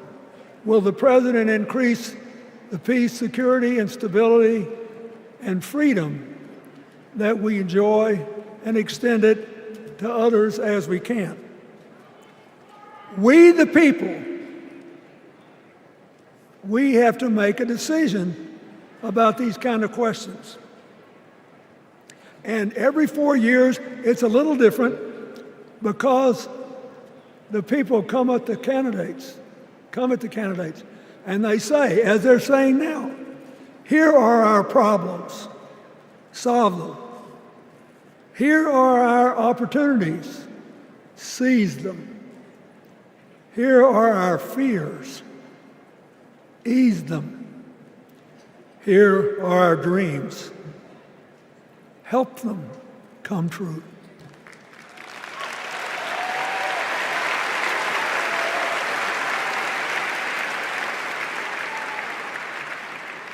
A president can answer that call by saying, I'll do my part, but you have to help me. We have to work together. Or you can dodge what needs to be done by dividing, distracting, and diverting us. So in 2024, we got a pretty clear choice, it seems to me. Kamala Harris for the people,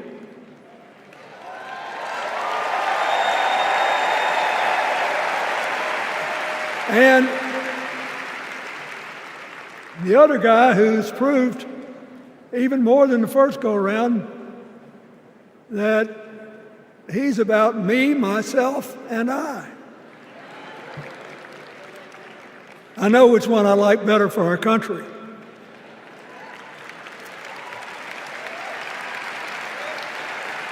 Kamala Harris will work to solve our problems, seize our opportunities, ease our fears, and make sure every single American, however they vote, has a chance to chase their dreams. You know, when she was young, she worked at McDonald's. So, Hillary already spoke. And, you know, Slick was looking kind of rough, of course. She's 78 years old, can't live forever. But a lifetime of deleting people, allegedly deleting people, a lifetime of that might kind of wear on you. You're looking like the Reaper himself at a certain point. I'll be so happy when she actually enters the White House as president, because she will break my record as the president who spent the most time at McDonald's. All right, so is it a McDonald's commercial? What are we doing? Bobby loving it? What's happening right here? Did they sponsor the DNC? I don't understand. But we got an election to win. And remember, we've got a guy that's pretty good at what he does. Donald Trump has been a paragon of consistency. He's still dividing, he's still blaming, he's still belittling other people. He creates chaos, and then he sort of curates it as if it were precious art. Let me say, not a single day goes by, even though I've been gone for well over 23 years from the White House, not a day goes by that I don't thank the Lord for the chance I had to serve and what it meant. And one of the reasons, thank you. Wait.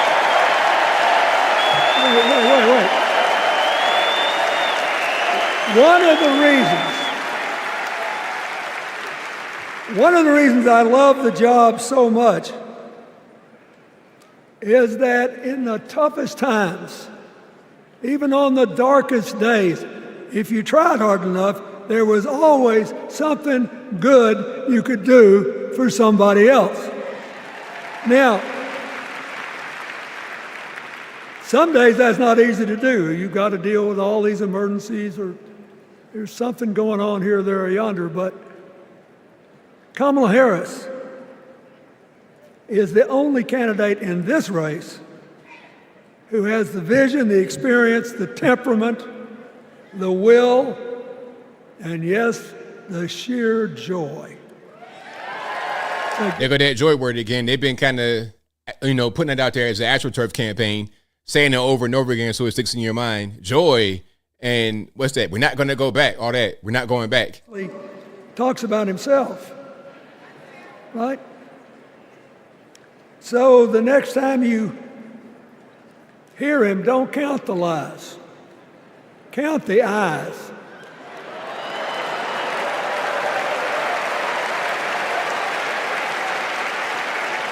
Count the eyes. His vendettas, his vengeance, his complaints, his conspiracies.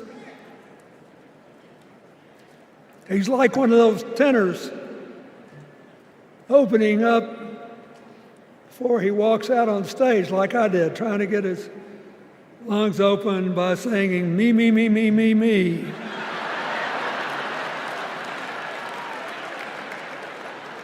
I'm gonna let Slip Willie finish, and then I'm gonna just go back to the regular show, and we're gonna come back to the DNC. Hopefully, when Tim Walz comes out, because I'm not really sure who they're gonna roll out there aside from Slip Willie, that'd be worth watching. All right. So, we got to ask ourselves the questions if we're going to hire a president. Do you want to build a strong economy from the bottom up and the middle out? Or do you want to spend the next 4 years talking about crowd size? There we go again. You're going to have a hard time believing this, but so help me, I triple checked it.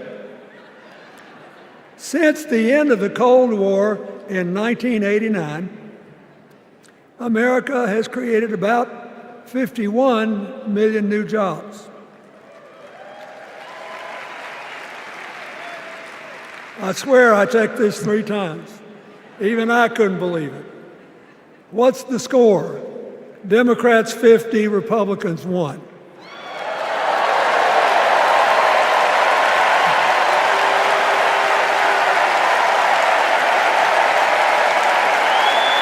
What was he even talking about? I don't really.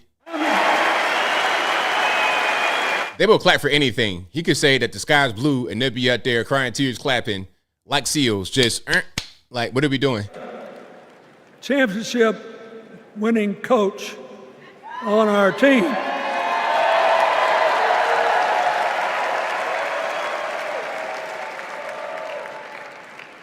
But even the most limited of us in what we know about football or any other sport knows that if you're got 50 and the other side's got 1, you're ahead.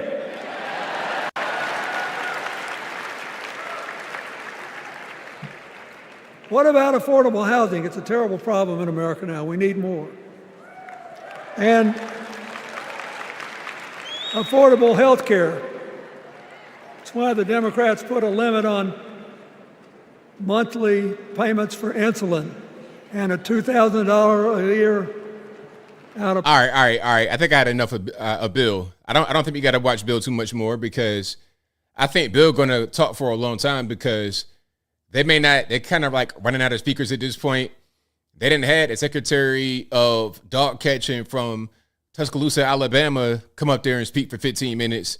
So they're kind of running low on people. So they got Slip Willie up there just pontificating about whatever. Talking about McDonald's and all kind of stuff. It's like, okay, all right, that's about enough for you, sir. That is enough. Okay, we're going to come back to the DNC once they can bring others out there. All right, I promise we will. Now, there's been some moments from the DNC already. Mindy Kaling, I think Mindy Kaling might watch ABL live. She just might, because I put out a video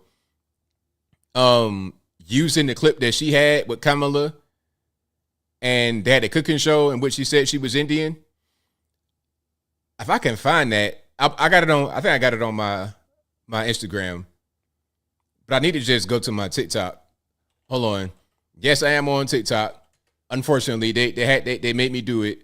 It was, it's not my fault. I didn't, blame the white man. All right, hold on. Let me pull it up right quick. And if you like what you're hearing so far, please give the video a thumbs up. Like the video, share the video, do all that good stuff. That'll help me out tremendously. Okay, so check it out. Here's a video I put out. Okay, this has kind of gone viral. It's got like over 1 million views over there. A little bit of trouble recently. President Donald Trump got into a little bit of trouble recently because he said he did not know that Vice President Kamala Harris identified as a black woman because he always thought she identified as Indian. That's her on the left, by the way, and that's her entire family. And before we go any further, let's hear straight from the man himself. I've known her a long time indirectly, not directly very much, and she was always of Indian heritage, and she was only promoting Indian heritage. I didn't know she was black until a number of years ago when she happened to turn black, and now she wants to be known as black. So I don't know, is she Indian or is she black? She is always identified as a black woman. She went to a historically black college. I respect either one, but she obviously doesn't. Now, maybe you don't want to take my word for it. Maybe you don't want to take Trump's word for it. So how about taking Kamala's word for it? Okay, so what we're going to cook today is an Indian recipe. Yes. Because you are Indian. Yes. Okay, and I don't know that everybody knows that, but I find that wherever I go and I see Indian people at the supermarket, on the street, everyone's like, you know Kamala Harris is Indian, right? It's like the thing we're so excited about. Now, here is Kamala's parents. There's a mother straight from the Indian subcontinent, and there's a father who is Jamaican, who might be some kind of biracial or something like that. Now, look, you see me, right? You know I'm black 100%. That guy right there might be a mulatto at best. So President Donald Trump got into a little bit of trouble recently. So that's my video I put out on TikTok that went viral. I put out two, they both went viral. So TikTok, I mean, I wish I didn't have to do it, but you have to reach people where they are. The young people, they all on TikTok. All of them on TikTok. So if I can go over there and say, hey, here's real information, then they're going to, so that's what I got to do. And people were really, really looking for that. Now, Mindy may have seen my video, okay? Mindy just spoke at the DNC tonight. Hello and welcome. Welcome to the third night of the Democratic National Convention. That Ozempic is tearing Hollywood apart. I said it on my Twitter. Ozempic is running through Hollywood like crack cocaine did the black community in the 1980s. My name is Mindy Kaling. Thank you. For those of you who don't know me, I am an incredibly famous Gen Z actress who you might recognize from The Office. Thank you, The Mindy Project. Or as the woman who courageously outed Kamala Harris as Indian in an Instagram cooking video. Yes, you're welcome. So, you think she saw my video? Now, I'm not saying I'm the only one that used that clip, but I put that video out on Instagram, viral. TikTok, viral. I didn't put it on my YouTube because YouTube gets weird with shorts. What happens with YouTube, when you make successful short videos, what they do is try to steer people to the shorts rather than my regular content. So it makes your regular content suffer. So I decided to not put short videos on YouTube anymore and put those on Instagram, TikTok, maybe even Facebook, and get that crowd because they go viral over there too, rather than just YouTube. But yeah, it went viral. It got 1 million views on both places. I did 2 videos about that. Both got 1 million views. So yeah. And the thing is, I'm not really one to care about race and all that kind of stuff. But when you run your campaign on, oh, I'm black or I'm Indian, okay, if you want me to believe that, then you got to always be that way. You can't campaign on being black and then the next day you say I'm an Indian. How about don't campaign on your race if you don't want to be scrutinized on your race? Oh, I'm the first black this, black. You're not black. Oh, why are you pointing out skin color? Huh? You started it when you said how black you were. Now, here's a moment from the DNC. This was not tonight. I think it might have been last night. I think they were doing the state roll call, and then we got the first she, him, her, them, whatever, looking like an offensive tackle, a nose tackle, looking like one of these big white boys that put out in the front. You're not going to get past them. These guys are going to be made of steel. The white guys they put on the front line, the 300-pounders, they are the strongest humans on earth. Like the strongman competition, these guys named Magnus Samuelson, beyond strong. He looks like one of those guys, but he went another direction. Rather than putting on the pads, he put on something else. My name is Dr. Joey Perella, pronouns she, her, hers. I'm a proud resident of the Garden State. I'm proud to stand with Kamala Harris and Tim Walz because they stand with the LGBTQ community. So rather than changing your name to your name is Joey. You couldn't go Dolly Parton, Jolene. You couldn't change it to that. That would have been great. Okay. You say, yeah, my name is Joey. Joey Bag of Donuts. And I play football for the local college. And yeah, vote Kamala. A mess. A complete mess. I don't know what's going on with these guys and the whole transgender thing. I don't know what kind of virus is spreading mentally. But we got to do something about it, man. We got to just, hey, it's something in the water making the frogs gay. So maybe there's something in the water making these dudes think that they look better with the dress and the wig on. Keeping the same voice, the same name, everything. Back in my day, the transvestites had some respect, right? When they would dress up, they would change their voice and get all cutesy. These guys nowadays look like cold plumbers with a dress on. Miss Doubtfire at best. Miss Doubtfire at best. There's no effort into the whole thing, which makes me think it's an even deeper issue. You don't even see yourself as the plumber you appear to be. You should be making connections in the ground with the pipes rather than doing something else with what you're doing. All right, so shout out to him though. Shout out to him. Okay, and my man Tim Walz. Governor. Tim Walz. One thing I've learned over my time covering politics is that to be a politician, seriously, you got to have a certain je ne sais quoi about you. Something about you that's just naturally cool, effortless. You can't be out there looking goofy. And some may say that's superficial, but it's serious. People, they judge you on that. If you want to be the leader of the free world and you just a whole goofball, it's like, why would I take you seriously? Just like Kamala, you're going to be cackling and doing all that kind of stuff with these Xi Jinping, Mohammed bin Salman, people like this. Are you going to do that?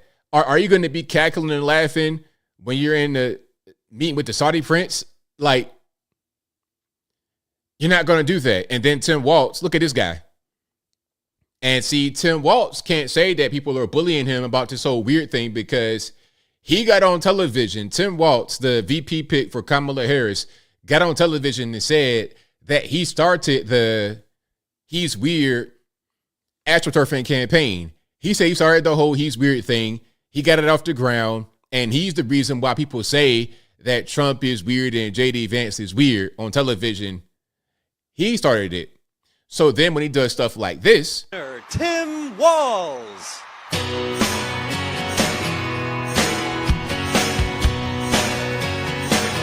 see this man coming out here doing this crazy wave. I'm gonna turn the sound off. Okay. Like, what is going on? Like, you can't call people weird, Mr. Tim Walz. You can't do that when you do stuff like this, man. Now, you could do stuff like that and just be the kind of quirky uncle type. That's totally fine. But if you're living in a glass house, don't throw stones. If you're living in a glass house, don't throw stones. So there, that's the VP pick. Yeah, pot kettle black all day long. Pot kettle black. It's like, come on, man. What is really going on? What is really, really happening? Bernie Sanders. Remember Bernie Sanders? He's back. Talking about billionaires. As I was saying last night during the stream, Bernie, back in the day when he first became popular, before he really blew up, as the cool kids say, he would go out there and give these speeches, these anti-wealth, anti-mobility speech. Keep you in a lower class and a lower class poverty type of mindset. Oh, we have to tax the millionaires and the billionaires for all they have. Give us all the money. He would say that back then. But then, when he became a millionaire, all of a sudden it wasn't about the millionaires and the billionaires anymore as those who got to pay more of their fair share. It became only the billionaires. Oh, okay. So you want to keep your money now that you're a millionaire. You see what they're doing, how much things really cost. And how much you really got to pay out of your pocket when you make a certain tax threshold. You see it now that you have to experience it. So you won't leave yourself out of the situation. Okay, let's not say millionaires being just billionaires. Now let's attack them. It was when I noticed that, I was like, oh man, that's crazy. That's crazy. But here he is doing the billionaires are bad speech yet again. At the very top of that to-do list is the need to get big money out of our political process.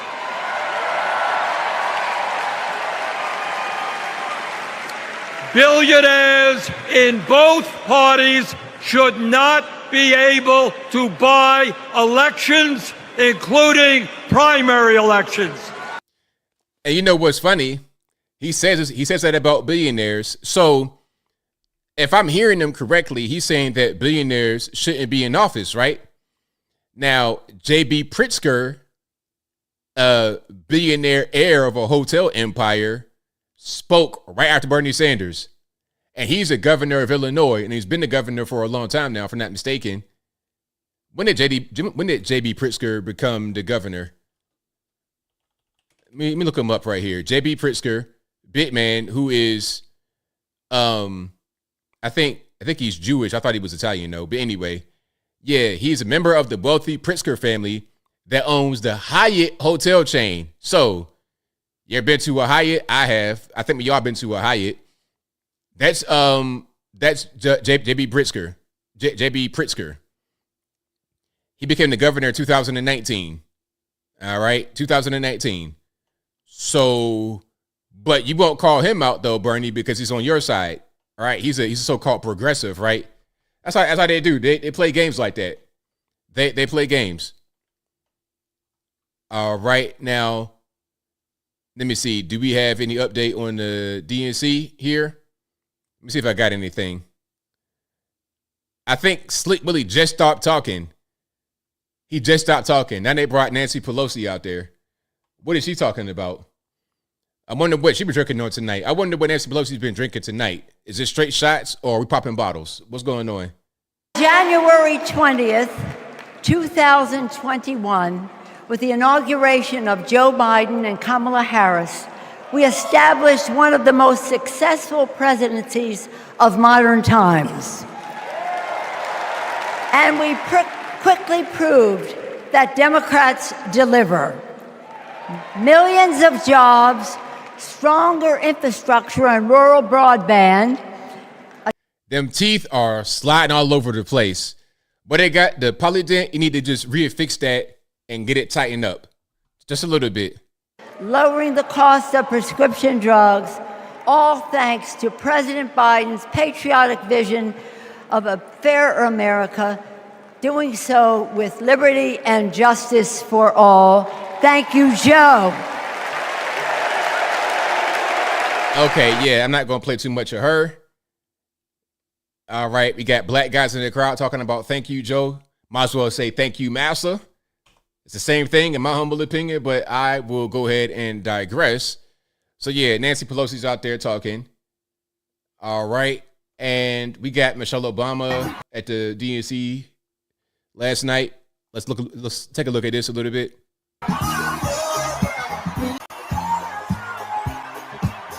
Just an introduction. Okay, that ain't really nothing.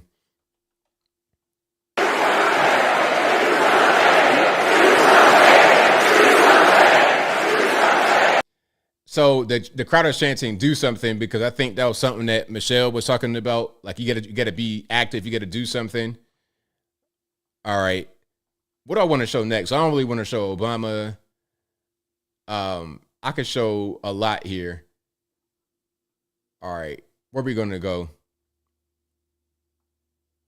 Oh, well, I'm gonna show that in a minute. I'm gonna show this from Biden, and then I'm gonna show some other things.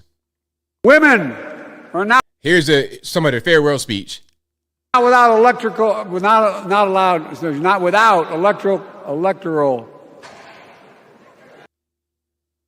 Women are not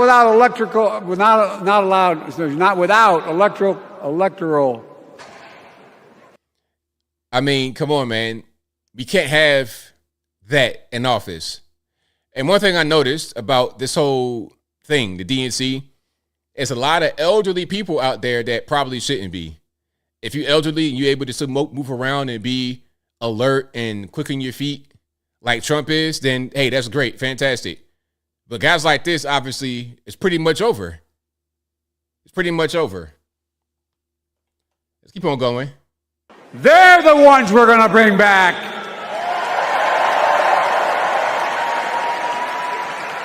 They're the ones we're going to bring back. And that was a big part of his whole thing throughout the farewell speech. A lot of screaming and scowling and stuff like that. That right there, that was the main thing that Joe Biden did. And then this point right here, I covered it in my recap as well about the very fine people. I'm going to always debunk that whenever they say it. So he repeats the whole very fine people lie. Remember Charlottesville? And they were saying that Trump said there were very fine people on both sides. Obviously, he was not speaking about the so-called Nazis being fine people. He was saying that he was talking about the issue. The issue was a statue, Robert E. Lee, on UVA's campus, Charlottesville, Virginia. It was a statue. Some wanted the statue to go, some wanted it to stay. And there were fine people on both sides of the statue argument. Now, there were also some not fine people, like the so-called Nazis and the Antifa type people on the other side. These are the rabble-rousers and the people that want to go to fight. So you had good people there, regular normies, and then some not so good people. But the media will lie, as they always do, and say that Trump said there were good people on both sides and make him reference the Nazis as being good, you see? And they'll make the both sides be the Nazis and the non-Nazis. When the president was asked what he thought had happened, Donald Trump said, and I quote, "There are very fine people on both sides. My God." That's what he said. That is what he said and what he meant. That's when I realized, had listened to the admonition of my dead son, I could not stay in the sidelines. So I think they got you to run because they knew that they were pretty much dead in the water without you.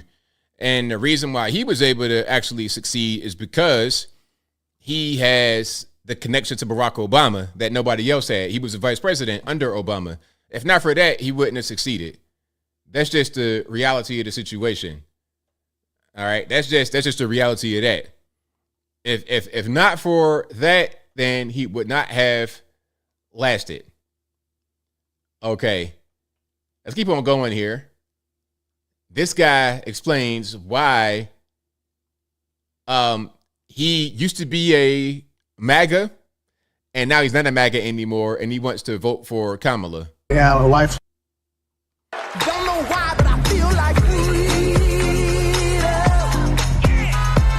I am a lifelong Republican, a former Trump voter, and I will not be voting for Trump in 2024. My name is Norma. I'm from Carson, Washington, and I am a two-time Trump voter. I will not be voting for Trump this time around. I'm actually embarrassed to say that I did vote for Trump in 2016. Donald Trump has nothing but contempt for the American people, and ironically, for those who claim to be his base. He's only interested in fitting himself personally. Everything he said he would do, he did not do. I do not trust that he can do the right thing anymore. We've seen what Donald Trump really is, and it disgusts me to my core. I don't think the man can be trusted. He talks out of both sides of his mouth. He's a very dishonest person. I hate the way he disrespects women. Voting against Trump and for Kamala Harris is the right thing to do. Yeah, so I'm not sure. Do you believe that anybody that does those kind of videos is really who they say they are? Yeah, I was a MAGA. Now I'm not a MAGA anymore. I am a Kamala supporter. Do you really believe that? I'm not sure that I do. I'm not sure that I do. Now, here's an interesting video. I may do a separate video on this one because it's an important topic that I think definitely needs to be shown. And if you guys live out here in the area of Aurora, Colorado, let me know if you heard about this. I'm seeing news articles and whatnot, so I did check it out to see if it was legitimate. Now, there is an apartment complex that has been taken over by the so-called migrants. The gangs from Venezuela have taken this over. Check it out. What? What if I told you there is a gang running 2 apartment complexes in Aurora, Colorado, right? And the landowner are forced to evict its tenants because the gang members are starting to extort the tenants that live there. Yes, you heard me. The gang members are starting to make the tenants that do live there pay them rent money instead of the landlord. But wait, there's more. The landlord has went to the local police department. They said there's nothing they can do. They said that's a squatter's law, bro. He goes to the FBI. There's nothing they can do. It got so bad that the gang members are now securing the building with guns and nobody's doing anything. This is going on in Colorado. And now I'm not talking about any normal gang member. I'm talking about the Venezuelan gang members, the people that's coming across the border illegally. They done set up shop and doing extortion at its finest. Yes, this is already in Colorado now. Philly, Chicago, and whatever these Democrats want these people to flourish in, that's where they going next. And it's all predominantly black areas. That's what they wanted. They wanted a fight within the country to transform the vote. You don't believe me? Go look it up. I'm just informing you. It's crazy. It's crazy. There's nothing they can do, to a point where the landowner is having to evict his own tenants because it's getting extorted.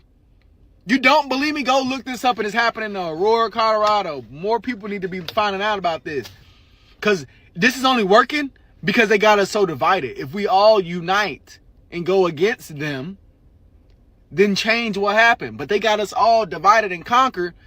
We just watching it like the domino effect. Boom, this city. Boom, this city. Boom, this city.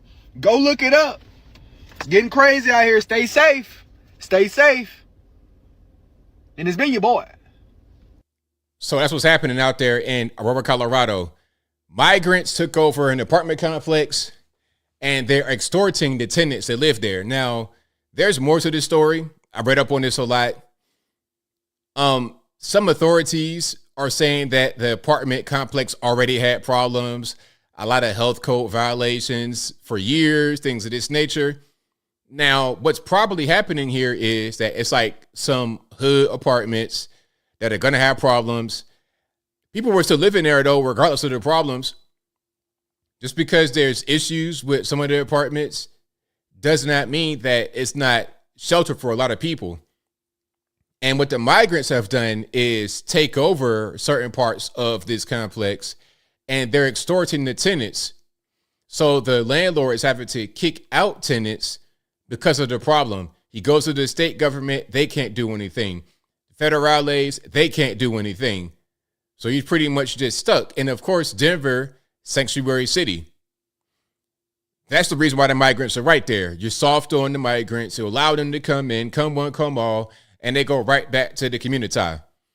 I'm going to do this video tomorrow. You're going to see it tomorrow. I'm going to give you the full thing. This is on TikTok.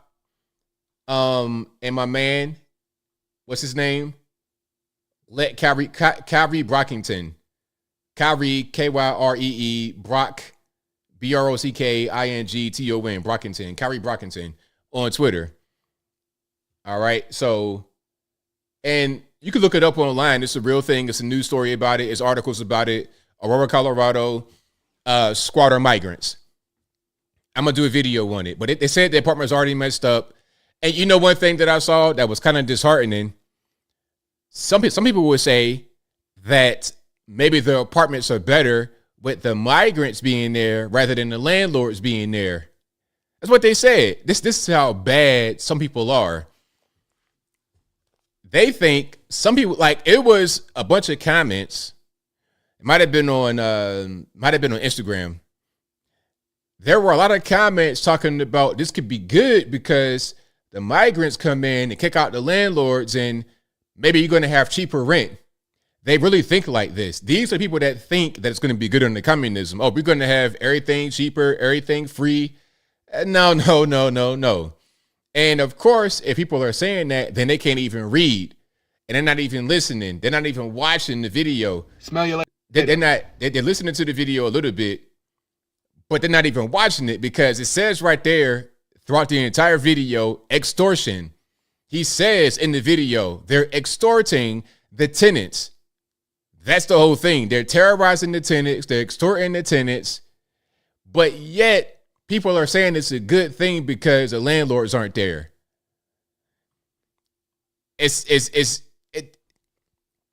We're battling with people like that. People like that, they actually vote. They literally vote.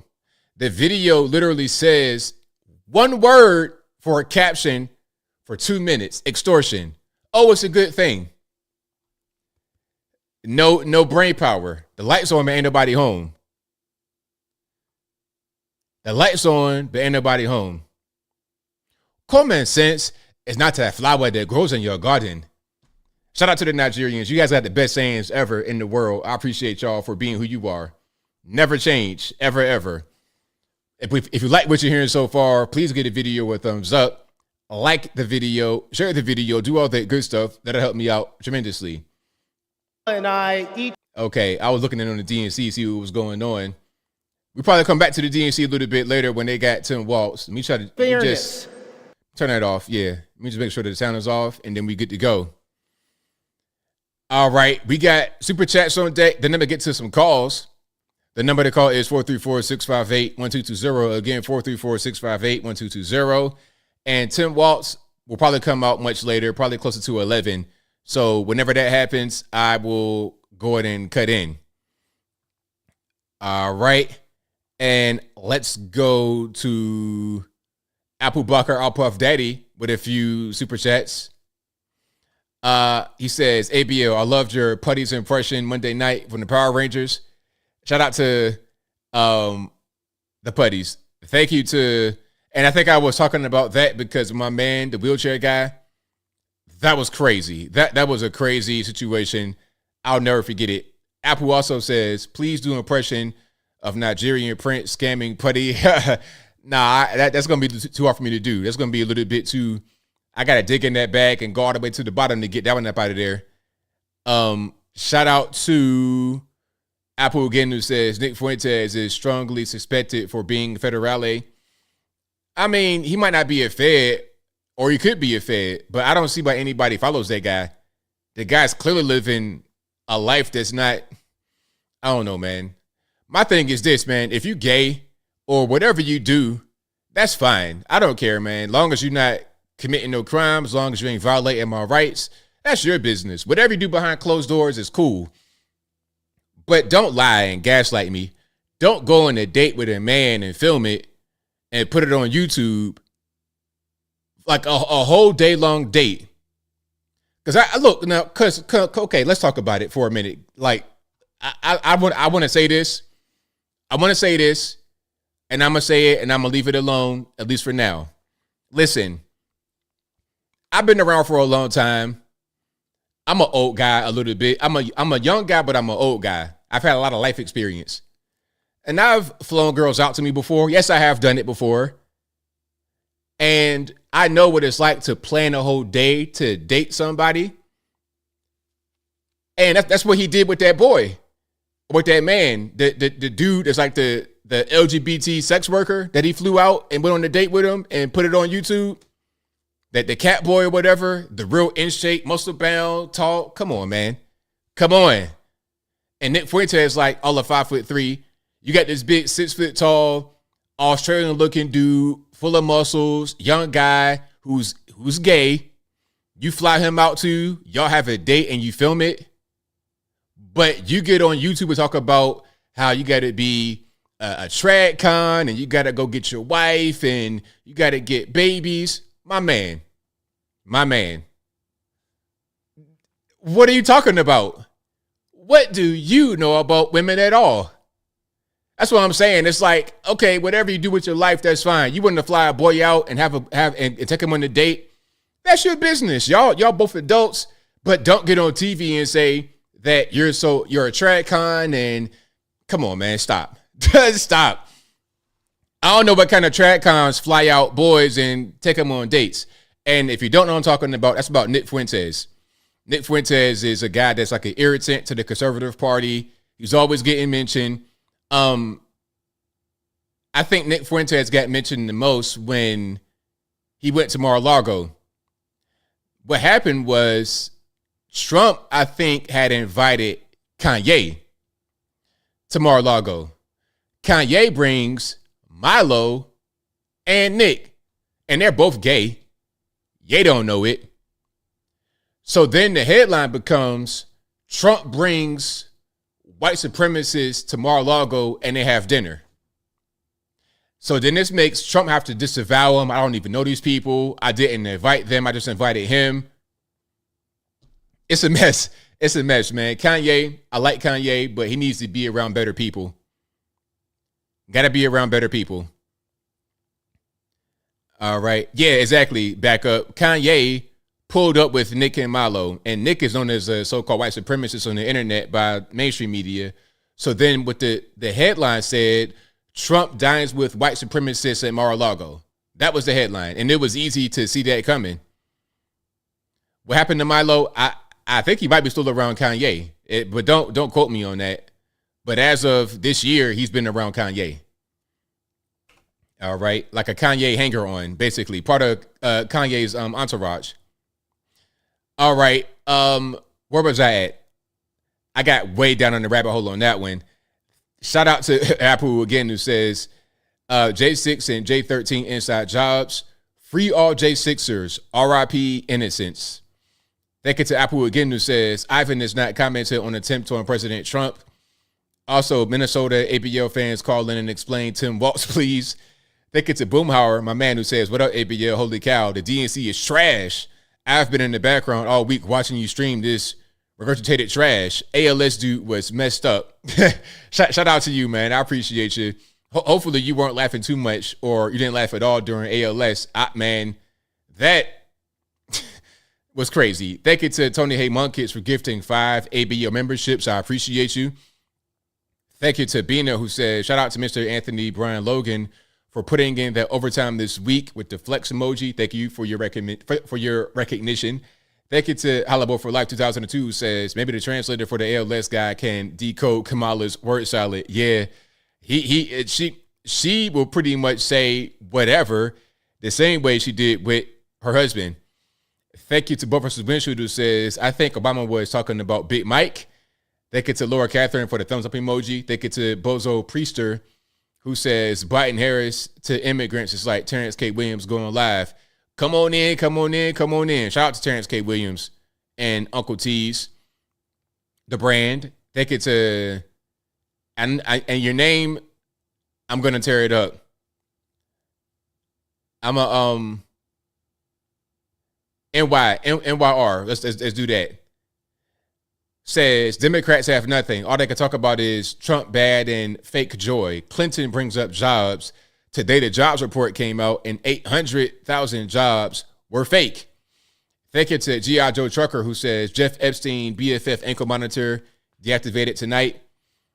Thank you to Big Rocks, Little Rocks, who says, tired of hearing these Democratic demons at the DNC speaking about reproductive rights. They really mean the right to delete babies.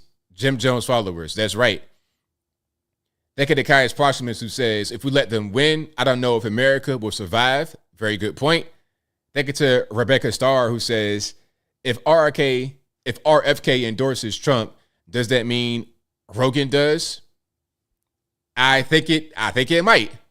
I think it might, because Rogan liked RFK, although he didn't endorse him officially. I don't think Rogan made an official endorsement. He liked RFK more than anybody else. So when it comes to voting, I think he'll roll with Trump because it's going to be the best option, and RFK gave him the endorsement. Although I don't think the RFK endorsement will really make him go one way or the other. Thank you to Caius Posthumous, who says, how many people at the DNC have been to Little St. James?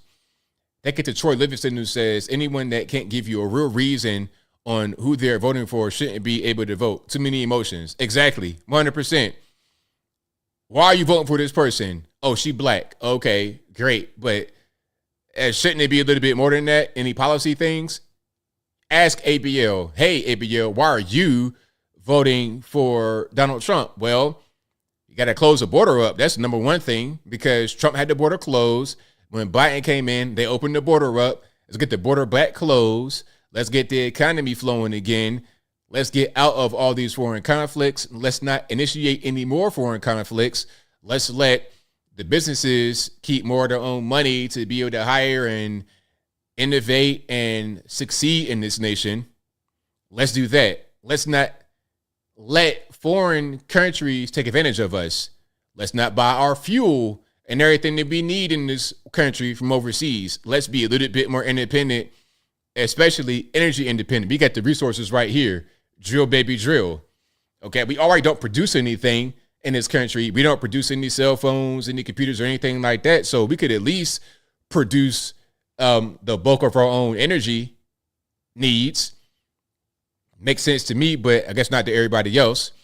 But yeah, that'd just be the tip of the iceberg right there. If you ask me that question, I could just, boom, immediately go into it. I don't got to try to be like, oh, well, Joe Biden's old. Okay, yeah, that's great. Everybody know that. But why are you voting for Donald Trump? And it should be the same way the other way around. Why are you voting for Kamala? Oh, orange man bad. That's it. She black. That's it. That's all you got is color. I mean, that's how remedial is that? That's like when I was in the kindergarten learning my colors. Okay. Or before kindergarten, when I'm watching Sesame Street, things like this, and mom got the flashcards, when I'm a toddler learning my colors and learning how to draw and stuff like this. I'm a fully grown man. I'm old. I got gray and stuff like this. I'm going to need more than just crayon colors to determine who I'm going to vote for in an election. To determine the leader of the free world, it's got to be more than the crayon color. It is what it is.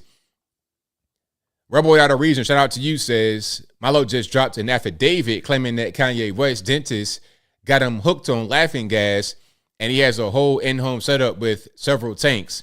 He's currently being investigated by the dental board. So did Kanye get hooked on the gas? That's what I heard. Or is Milo hooked on the gas? But that's crazy. I mean, it's a mess. Okay, so I got an article right here, and then I'm going to get to the call. So number to call, 434-658-1220. Again, 434-658-1220. So here it is right here. All right, it says, okay, we got too much going on. Hold on. Let me just get this together. They're doing way too much. All right, page 6, which is like New York Post. Kanye West's ex-chief of staff Milo Yiannopoulos shares text purportedly showing rapper asking dentist for nitrous gas. So he's saying that Kanye is hooked on the gas. All right, so here's the thing right here. This needs to be a long-term goal. Get recreational nitrous legalized. Meanwhile, we master the delivery system with a 2-year head start. This is from a doctor. And I think this might be Milo responding, surely you're joking. Prolonged misuse of nitrous causes birth defects, problems with B12, your spinal cord disintegrates. Why would anyone want to introduce another drug to an already depressed, addicted, demoralized, and apathetic population of dopamine slaves? And then Kanye says, can I get it today? Tom, you said you'd be bringing them out today, checking in. So Kanye, allegedly, in these texts, is asking for the gas. And a doctor's trying to get it legalized. Too many dope boys got suit and tie and white jackets on. Yeah, this is what I'm talking about with the drugs. This is what I'm saying. Stuff like this. Drugs are so bad for society. Weed and whatnot, that's nothing. I feel like I'll put it to you this way.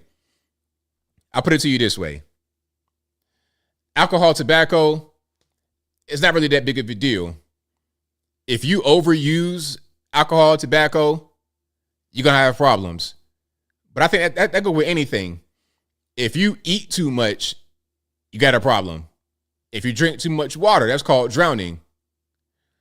anything is too much in access. I think if you cigarettes, alcohol, that's like, it can be problematic if you let it get problematic, in my opinion. But we should kind of stop there. And then weed should be like the taboo space.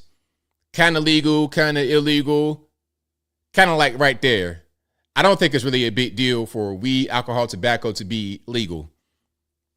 But when you take weed out of that little middle ground and you allow other things to kind of crop up, now we got synthetic opioids, fentanyl, all this kind of stuff, all this big pharma stuff.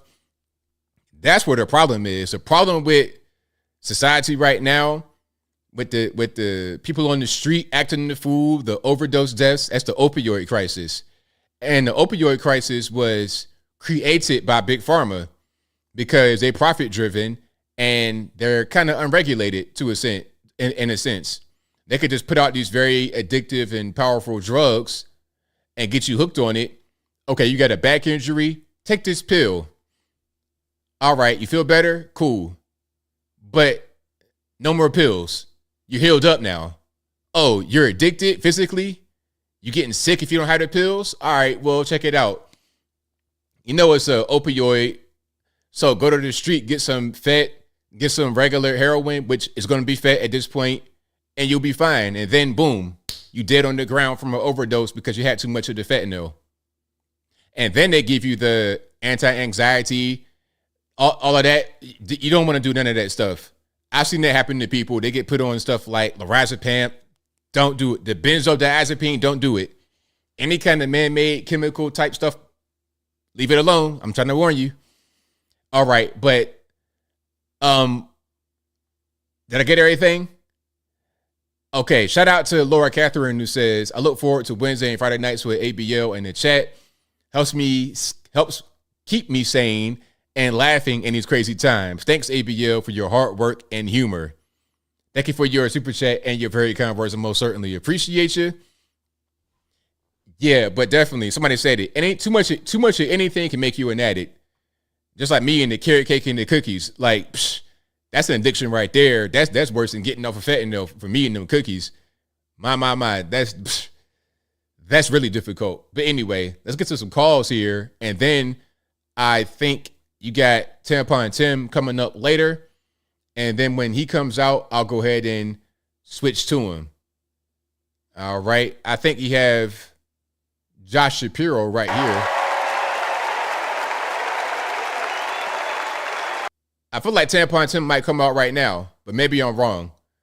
So I'm going to see who's going to come out next. And then if it's Tim, we'll go ahead and just stay here. But if not, I'll get to the calls. Poet in American history, Amanda Gorman.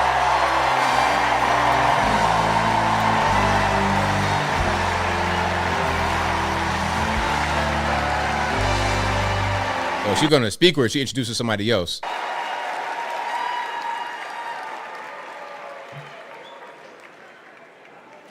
We gather at this hallowed place because we believe. Yeah, she's going to speak. She's pretty, but unfortunately, she's on the other side. So that's going to be a no-go. It's going to be a no-go. But shout out to her. All right, let's get to some calls, and then we're going to pop in when Tampon Tim comes to the podium, and we'll hear from him. But the number to call, 434-658-1220. Again, 434-658-1220. And we can get rocking and rolling and whenever y'all are good. All right. Yeah, she's a... Sorry for the loud noise. She's a poet, but that's not really relevant because we're going to just get to the calls. We're going to get to the calls. All right, all right, there we go. 904 in line, I'm speaking to. Hey, this is Nick. You're breaking up a little bit. I couldn't hear you. Yeah, can you hear me now? I hear you. Yeah, so my question is, what do you think about Kamala stealing Donald Trump's idea for removing taxes on tips?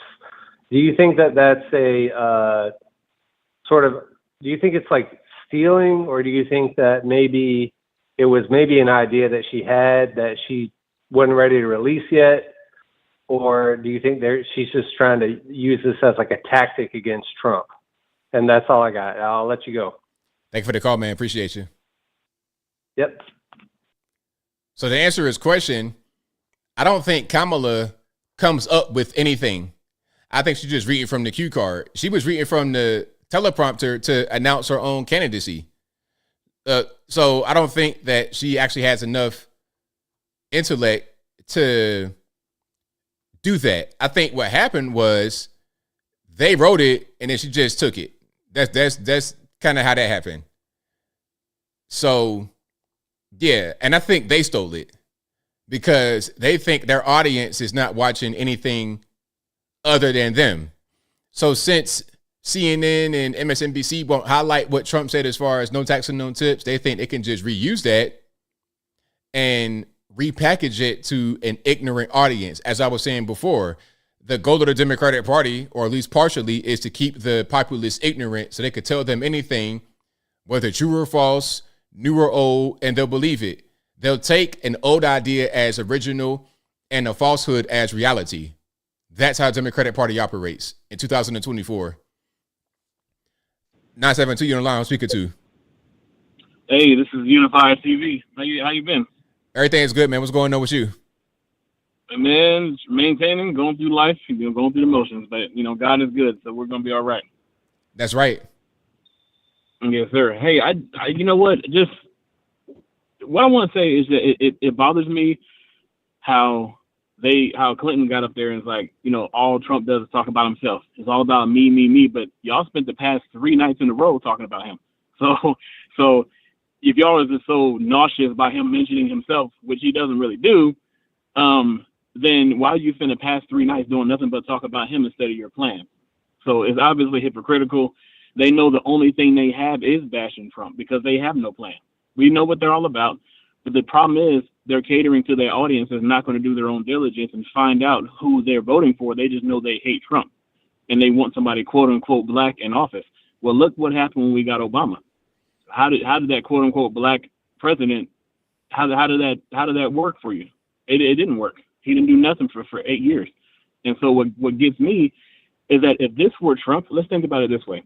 If this were Trump and he was in office these past 4 years, because they're still blaming him for everything that's been going on, even though they've had control to fix it. But that's another story. If he had been in office these past 4 years and things are the way they are, and he showed up and said, look, give me another shot, they would be crapping on him. It's like, why would we give you another shot? And we're in the position we're in these past 4 years because of you. Why would we want you to go at it again? If it was Trump, that's what they would say. But that's what they're saying by putting Kamala up there.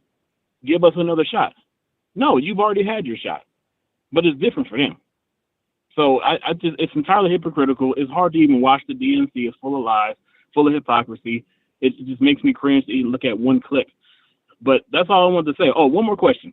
How did that photo turn out at the DMV? Oh, it was probably my best picture ever, man. Full of like ear to ear, Cheshire Cat. I bet it was. All right, man. You have a good night, man. Enjoying the show as always. God bless you, man. Thanks for the call, man. Appreciate you. Yes, sir. All right, shout out to my man for the call, most certainly. Shout out to him for the call, Unifier TV. Appreciate him.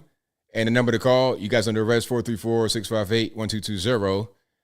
I'm not sure what's happening right here. I'm looking at this commercial for the DNC. Like, what is this? Hold on. I'm gonna play some of this. I'm gonna get right back to the calls in a second. Do I have sound?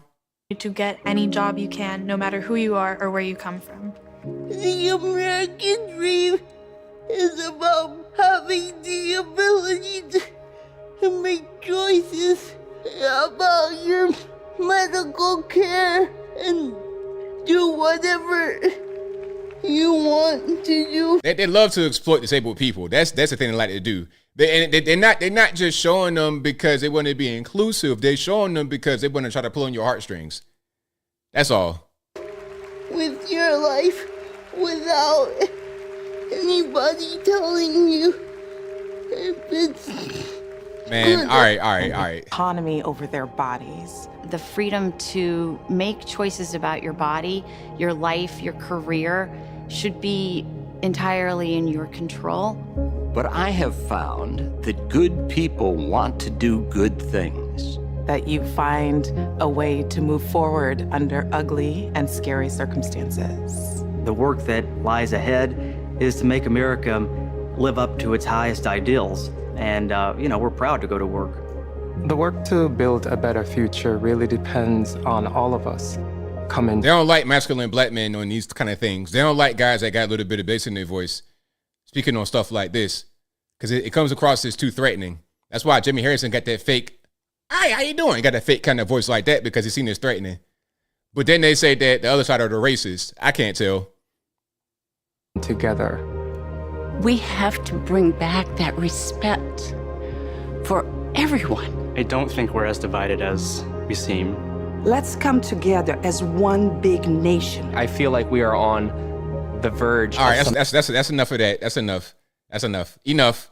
Back to the calls. I was just kind of wondering what that was. I was curious, but curiosity killed the cat, and I'm a dog, so I don't do that anyway. I'm playing. The number to call 434-658-1220. Let's get back to it.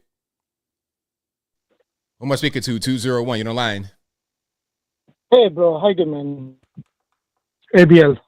Yes. It's all good. What's happening? Hey, listen. I am a Indian American, and I want to share something about Kamala Harris, basically. All right. So when you Wikipedia her name, Kamala Harris, her actual name is Kamala Devi Harris. Now, when it comes to her name, Kamala, it means lotus, and the word Devi means goddess. So her actual name is Lotus Goddess, basically. And lotus is usually associated with Hinduism, and there is a goddess called Lakshmi, and her symbol is lotus. So I want to caution, especially the Christians in America, that when you're going to vote for Kamala Harris, if you are thinking about it, you are going to voting somebody in who is a so-called goddess. So is that like a witchcraft? So be careful. Is that like a witchcraft? Yeah, she's a witch. She's been appointed for this time in America where people are so blinded, and she's going to occupy the highest position for the free world. So be cautious. That's what I was trying to say, brothers. To all people, 2,000 people listening to you and beyond, if you are able to Google it and see what Devi means. Devi means goddess, basically. So we're going to put a goddess in White House. So just be careful, everybody who's listening, those who are rhinos, those who hate Trumps, those who are at least have some kind of sense, be careful. And plus, what they did to Obama, that he was partially black, and he hardly spent 2 years when he was born with his father in Hawaii, and then he divorced his mother, Obama's mother, and Obama's mother, she got married again to an Indonesian guy. I don't want to go much into detail, but there is a great video by Judge Joe Brown. If you guys Google it, Judge Joe Brown, and it goes into really details where how Bush and Dick Cheney are cousins of Obama. I don't know, a lot of people don't even know, I think, these things, and they come up from a family where there are 8 presidents that came from the same ancestry. And so these are cabal of people, and these people are like what we call those global elites, So don't fall into the trap of these people, It's very, very deep conspiracy that's going in America, and I want to caution people. Thank you, brother. God bless you. Thank you. Yeah.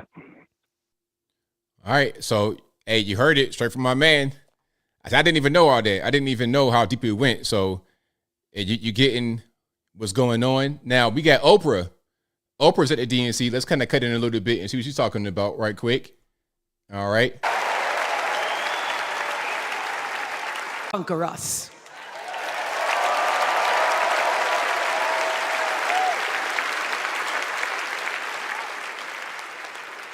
In the words of an extraordinary American, the late Congressman John Lewis,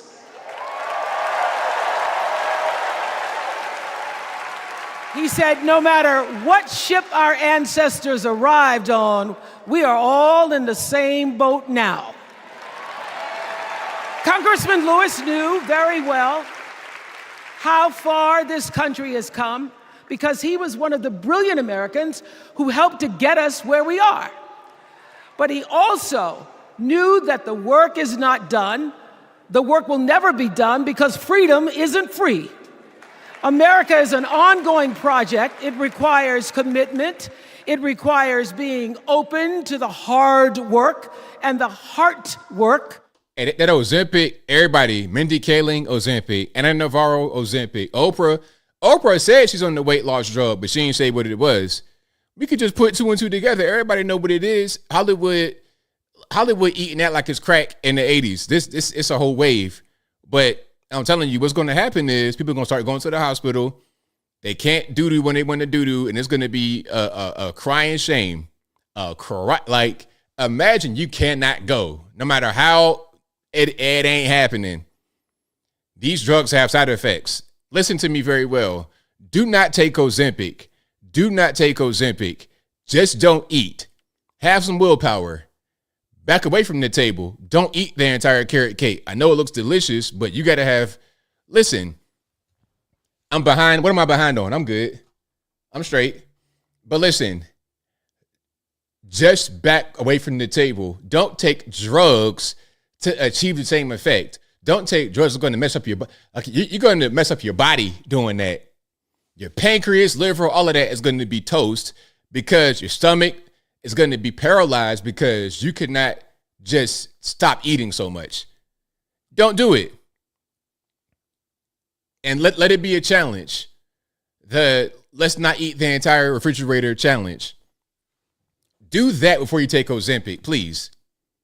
I ain't talking about diabetics and all that. I'm talking about if you just want to lose weight. Just don't eat so much. Don't get on drugs. That's the wrong way to go. Okay, you can smoke crack and lose weight too, but do you want to be a crackhead? I don't think so. Let's keep on going.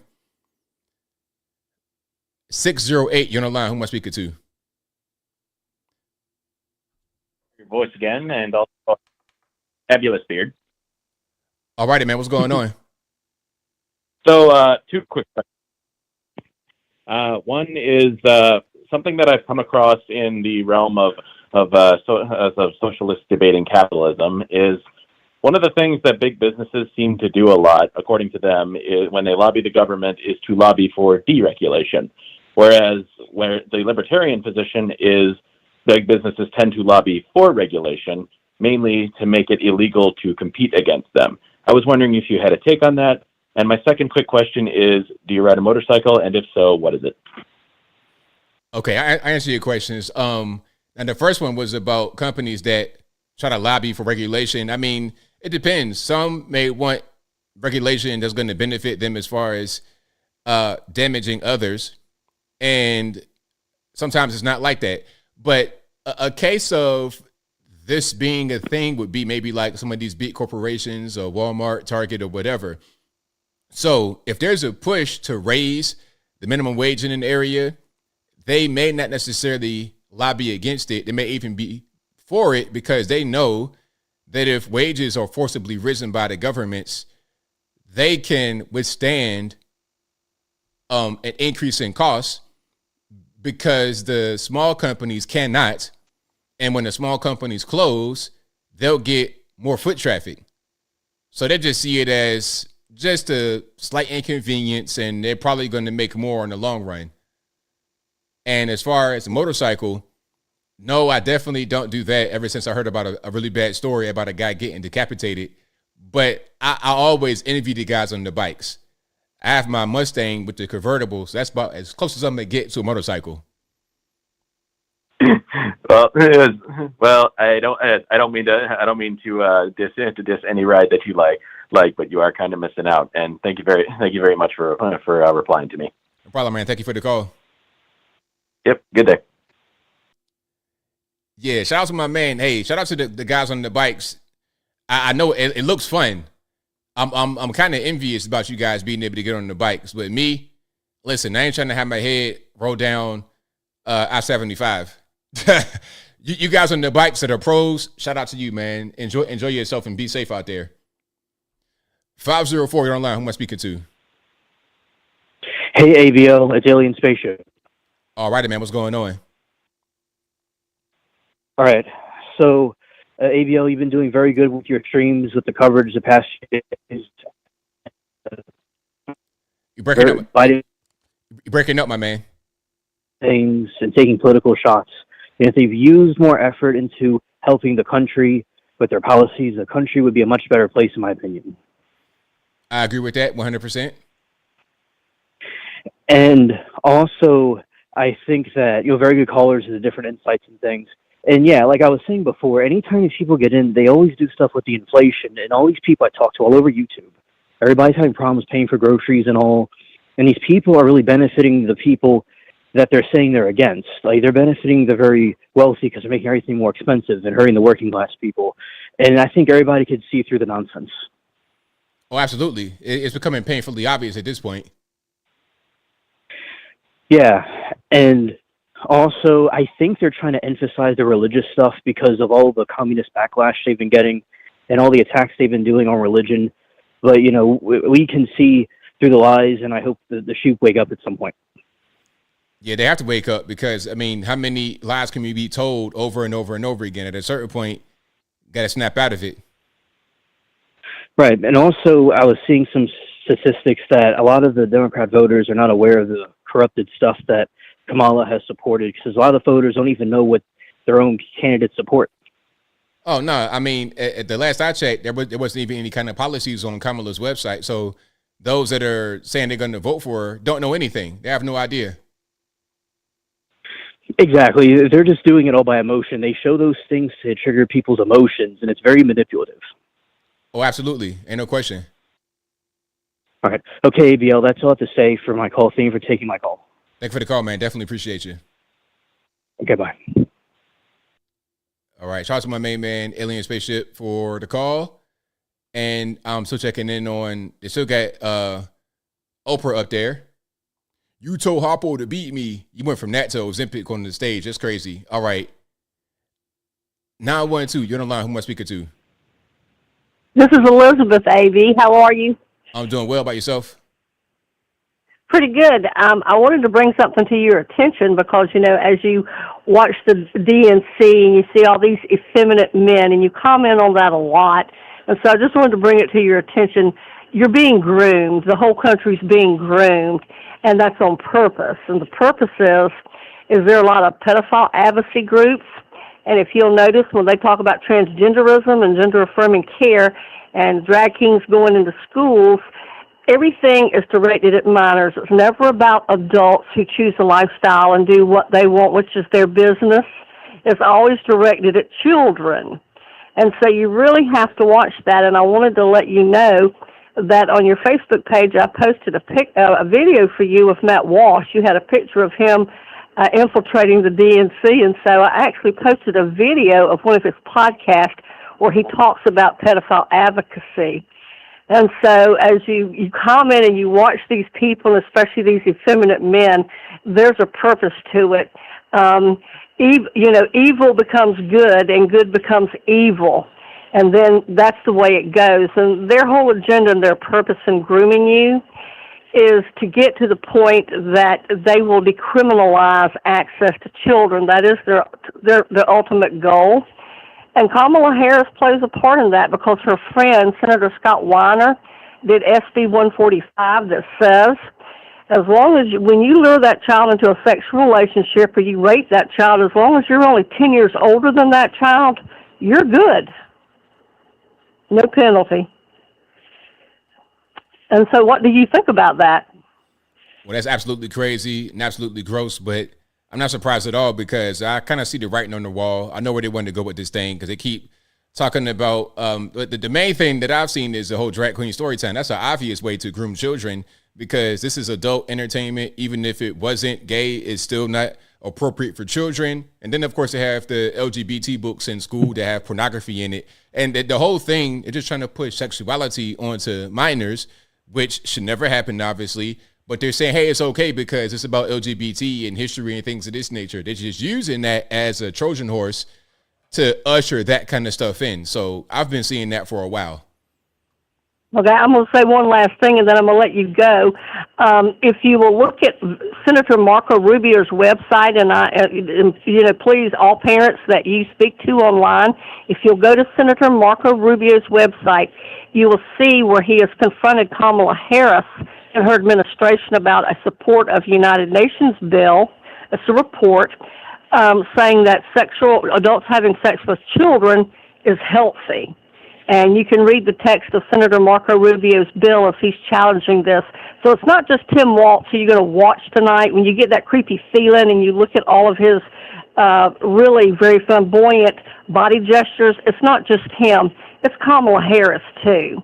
And so please visit Senator Marco Rubio's website and read his bill, and you will be able to see what the underlying message is to all of this crazy stuff that you're seeing. Thank you for what you're doing. You inform a lot of people, and I enjoy your show very much. Thank you for the call. Definitely appreciate you. All right, bye-bye. Great call. Very informative. Shout out to you. I really appreciate that call. I appreciate all you guys for calling. You guys are the best. Couldn't do it without you. 215, you will be able to see what the underlying message is. 215, hello. All of this crazy stuff that you're seeing. ABL, how's it going? It's all good, man. What's going on? Yeah, I had to turn the stream off in the background. Of course. Yeah, so basically, what was I gonna say? Oh yeah, so I like what the one caller said. Basically, he's like, why are you voting for this candidate? Don't just say you're gonna vote for Trump just because Joe Biden's too old to run the country, or don't say you're gonna vote for Joe Biden just because you don't like Trump. Like, why are you voting for them specifically? What about them has impacted you? Right. That's the thing. But see, people don't even really know about politics at all. They just go out for really basic stuff. And again, that goes back to the left trying to keep people uneducated and ignorant so they could just use basic words, MAGA Republicans and weird and stuff like this. That's how they campaign, by using really simplistic kindergarten level language. Yeah. And honestly, I noticed when I was a kid, as I got older and I see politics here and there, I started like, why does it seem like this? Like back then I wasn't reading books a lot and all that kind of stuff. But I'm like, why are politicians talking like this? Why are they talking to like they're talking to like people? But now I see basically like what you just said. Yeah, of course. That's what it is. And it's all by design. And they spend a lot of money to figure out how to communicate to people and really how to manipulate people. That's what they spend a lot of money on. Yeah, manipulation.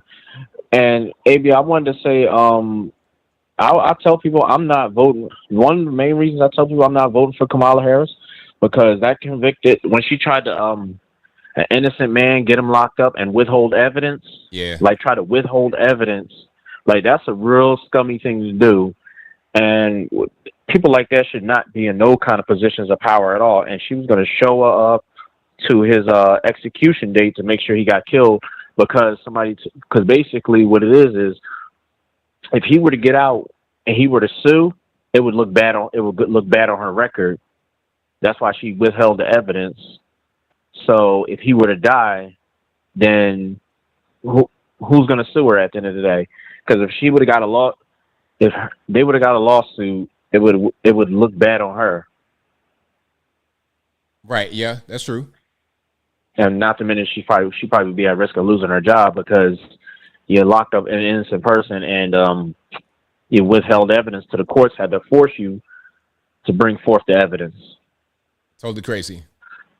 And the thing is, that kind of thing happened to me before when I got wrongly accused and locked up. So that alone, like, it just kind of rubbed me the wrong way. And I said, nah, I can't get on board with that. And mind you, when I got wrongly accused, this was, I got locked up. It was a black judge. He just went along with it. Even though you could read my affidavit and tell that something wasn't right. Even the inmates can tell, most people could tell something wasn't right. Public defender could tell something wasn't right. But, judge, mind you, he's a black guy. He went along with it. Police officers, one was white, one was black, and everybody else was pretty much black, and they just like, we're just gonna keep this person in jail, even though we know we don't have any evidence, and nobody showed up to court to testify against me to say that I did it. Yeah, that's wild. So yeah, and I said at that point, that's when I find, and this happened in 2016.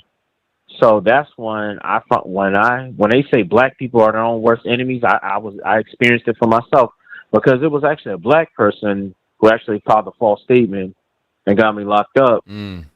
Obviously, because they were obviously pissed off because that I was doing well in life, and they weren't. But then again, it's an older person that had been on drugs most of their life and been in and out of jail. So I'm not surprised they were a little bit jealous of a younger person that's working and doing well. Of course, that's how that goes, because they're not where they're supposed to be, so they got to hate on you. Yeah, and I don't want to take up most of your time, but yeah, and that's one of the real reasons. And mind you, the older person I told you was also a black person, and I was like, yep. So that whole black people stick together. Nope, I threw that out the window. I no longer. I firmly believed in black people. We are our own worst enemies, and I stuck by that for years. So, yeah, and with the DNC, they're talking good to people who don't do their research.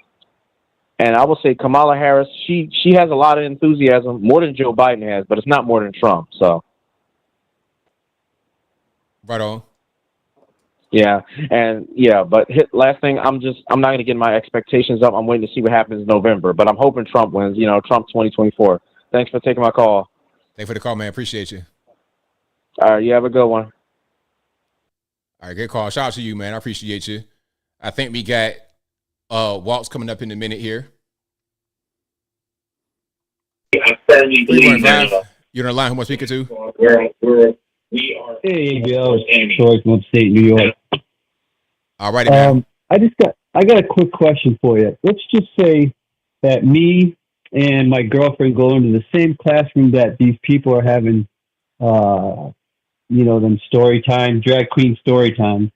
And I started talking to the kids about what me and my girlfriend did in the bedroom. How do you think that would go over? Not very well at all. I think we could probably get the police called on you immediately. Like, that's so simple, but people are making it's just like, wake up, people, Because people people throw away their common sense when it comes to stuff like LGBT, which doesn't make any sense. It's like, okay, do they want to be treated the same as everybody else, or do they want to get special treatment? Because what's happening right now is special treatment to the point where you're endangering children. Let's put everybody on the same page. If it's not okay for heterosexuals to come in there and start talking about sex with kids around, then maybe the gay people shouldn't be bringing this type of adult entertainment to them. I agree 100%, buddy. Well, you know what's sad? It's not even really the gay community that this is it's even about, really. These people are infiltrating the gay community, because I know people that are they don't believe in this stuff. You know what I mean? Yeah, definitely. Like regular people that's gay that you probably won't even know they're gay unless you had to really ask them or find out. Just regular people, they don't believe in all this extra stuff. Nope. Yeah, that's all I got, man. But just common sense has been sucked out of our whole whatever, Yeah, for real. They're just, we gotta just come together, because if you can't see what they're doing, then there's no hope. You know what I mean? We just gotta band together. I don't know. God bless America, man. Absolutely. All right, man. Hey, ABL, I just want to say good job. I know you've been working overtime. You need to take a little vacation. What did you do, 4 days in a row almost? pretty much, yeah. We're on day number 3 streaming, so I think tomorrow will be number 4. Yeah, and one of them days you went 4 hours, man. Yeah, the first day I went 6. I didn't realize that. Well, she's even better, man. And you better get them super chats up, people. Yeah. ABL's been working some OT, baby. All right, buddy. Have a good night, man. Same to you, man. Thank you for the call. Yep. Bye. All right, shout out to my man for the call. Most certainly appreciate him. At the DNC, they got Governor Westmore from Maryland, the Maryland Governor Westmore. He's speaking right now. I think he's introducing Waltz. Anonymous caller, who am I speaking to? Hey, this is Ivan, man. All right, Hey, I saw your video. It was today, and you were commenting about the fence that they put up in the Democratic Convention that preventing people to go in, and then you mentioned that you wish they have the same system at the border. Is that what I said? Did I say the word system? Yeah, well, no system, but you usually have the same manpower at the border. Oh, that's a little different. Okay, go ahead. Okay, so, but they have the same manpower. At the border right now, they got the same level of security at the border right now that's at the DNC?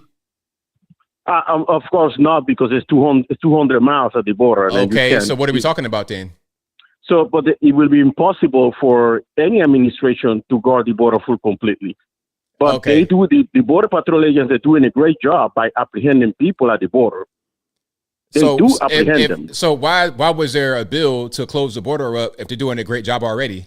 There's no such thing as a bill of closing the border. Oh, wait. No so, but like they were talking about that at the DNC. They were talking about the bipartisan bill, and they said that excuse me. They said it was a bipartisan bill to close the border or to have more security, but the Republicans didn't want to sign it because it didn't make Trump look bad. That's what they said at the DNC last night. It said that.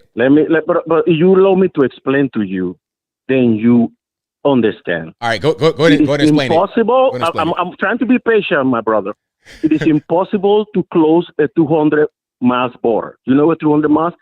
I live in Boston. It's from Boston to New York. This is how wide this border is. And then remember, you're talking about desert, you're talking about all this thing. What they were referring to the bill is changing the asylum policies, getting rid of the, when they lock you up and they let you go, catch and release. That's what they're talking about. If they change all those provisions, people asking for asylum at the border and saying because I'm scared of my country and I post something on Facebook and they send the police to get me. If they change those policies, if they change their policy for humanitarian parole, what's going to happen is they will send them back to the country of origin.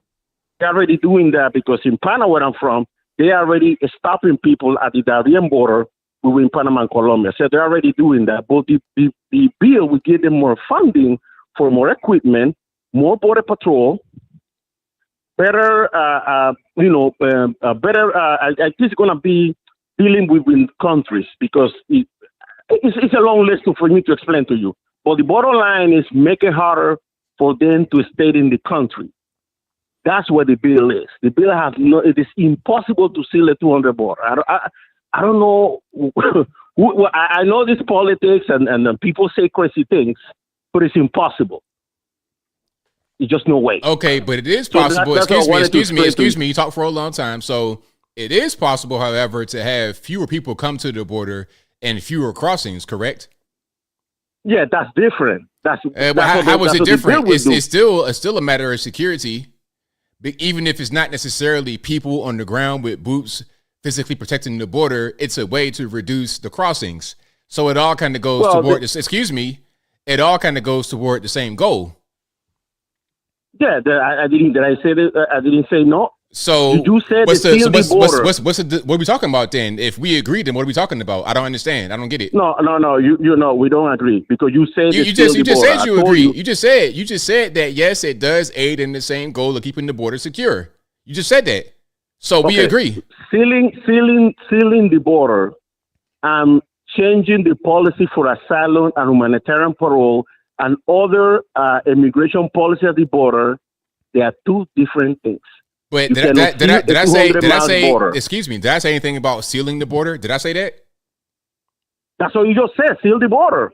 I didn't say nothing. I did not say seal the border. So now it's not sealing the border now. So what is it then?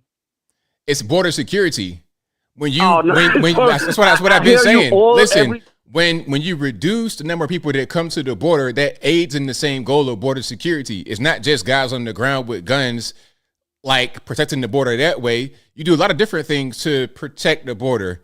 including the stopping, the catch and release, all of that. That's all in the same thing. And if it wasn't about border security, then why are they doing it? What's the point of having the bill if it's not needed? The bill is needed for funding, for more border patrol agents, for more judges, for more security. Okay, exactly. You just said it. You just said it. Excuse me. I just said that it aids in the goal of having more border security. You just said it's about border security. Again, we agree. What's the problem? You say to seal the border. I did not say that. I did not say that. You don't know what you're talking You're a about. liar. I didn't say nothing about no sealing the border. Can you give me 1 minute? Can you give me 20 seconds? For what? Go ahead. Okay, so what are the Trump policies that have been listed in Project 47 that you like? I've not read that. Oh, yeah. So you didn't even know the Trump policies then? I know his policies, but I've not read the Project 47. No, but that's what Project 47 is, his policies. I know his policies. I don't need to read something I already know. If I know how to cook biscuits, I don't need to read a recipe. Hold on. So you have not read his policies, but you said I have. I know his policies. I've already read his policies. Like, why do I need to read that? Okay, if there's a recipe to cook biscuits or some kind of dish, and I already know how to cook it, why must I read the recipe that I already know? It doesn't make any sense. This is silly. If you don't know anything about politics or Trump, you will read that to figure out what he's about. But I've been covering this guy for years. What do I not know? Okay. I've been covering Trump for 8 years. What don't I know already? Come on, man. So do you agree that you don't let me talk though? Well, you gotta listen to what I'm saying. Did you hear what I said? You say that you covered him for 2 years. No, I didn't. Look. You gotta just stop moving your pie hole and listen. I said I've been covering him for 8 years. Where'd you get 2 from? Because you won't be listening. That's the problem. So 8 years, the same policy of the 8 years they are from Project 47, or they are different? You said what now? The same policies of 8 years that you covered him are the same of Project 47, or they are different? It's going to be the same thing. I've been watching the speeches too. He's been saying the same. Excuse me. It's the same. So what's different? What's different? Tell me what's different. Okay, let me. The only thing that is the same is the. No. I said answer the question. What's different? Answer it now. Okay, the difference is in this what he's planning to do. Well, it's up to Congress. What he's planning to do, use the executive power. I don't know how he's going to do it, but that's to have the DOJ working under him. So whatever decision that he pointed that he wants to investigate someone, he will ask the DOJ to do so. But nobody could investigate his administration because under the executive branch. That's totalitarianism to me. That's the craziest thing that I've seen. I've been watching politics since 1987. This is the craziest thing. So so wait a minute. So the DOJ would do stuff like what? Like, is this like, the whole thing about political opponents? Is that it? No, because the DOJ is supposed to work independently. So are you trying to say that, excuse me, are you trying to say that Trump will use DOJ to go after political opponents? Are you trying to say that? I don't know. But what he said, his goal, his ambition to have the DOJ working on the executive branch, make me believe that that's what he wants. I don't know. I don't know what his intentions are. What's happening right now with Donald Trump? Huh? What's happening right now with Trump? Is that not happening to him right now? The DOJ targeting him because of who he is? No, they didn't target him. If they would have targeted him, all those people, all his lawyers who would have never pled guilty, wouldn't go to prison. His CFO went to prison. All his attorneys going to prison. All the people that were working. What does that got to do with my question? Well, if you say that they target him specifically, his lawyer would have never went to prison. I mean, it was doesn't make any sense. No, of course the lawyer would go to prison because it's not just because excuse me, like you gotta just you're being obtuse because obviously it's not just targeted to him specifically, it's to those around him as well. And then they're going to target them for a variety of reasons. But the main thing is, okay, if we target you and we say, give us dirt on Trump and give you a lower sentence, that's the whole thing. They're trying to get him to flip. This is obvious old school stuff. But look, you got to stop talking while I talk because I can't hear you and nobody else can. All right, so that's enough for you. Have a good night. All right, have a good night, sir. Pete Buttigieg is talking right now at the DNC, and they love Buttigieg. He's their guy, looking like a little Pinocchio. All right, let's keep on going here. 262, you're on the line. Who am I speaking to? CJ. All righty, man. What's going on? I called you the other day. You got a little loud with me. I got loud with you. What happened? You got loud and you hung up. So what did you do? Call me an N-word. You called me noodles, bro. Okay. Are we trolling? What's going on? Well, I got some honky stinky. All right. Okay. That's enough. Look, man, you got to work on your troll game, man. Like, you don't got time for that. Work on your troll game, sir. I promise we don't have time for that. Let's go to 360. You're on the line. Who am I speaking to? Hello. Hello. Hi. My name is Gina, and I just wanted to call you and say hi on your show. And I didn't understand the last caller that you had. He was weird. But I'm not trying to be rude, but he was weird. My whole point is I'm a Trumpster, and Trump has already served 4 years. He has proven his point. He is not a racist. He is for everybody equally. And all of these quote-unquote celebrities, politicians, they all loved him when he wasn't running for office. And my whole point is, why are these people saying, what are his policies, making up stuff when it's delusional? Everything's delusional. We need to, what do you call it? We need to close our borders completely. Vet people.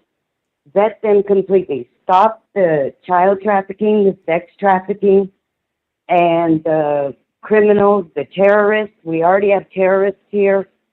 And stop believing the Democrats, because the Democratic Party was started in the beginning, if people know, it was started because of the Klansmen. Way back when, the Klansmen were with the KKK, were with the Democratic Party. And that's the reason Abraham Lincoln was killed, because he wanted to free the slaves.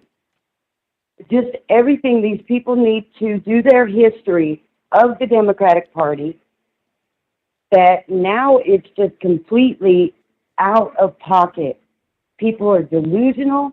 They don't make sense. They won't listen to Republicans or independents.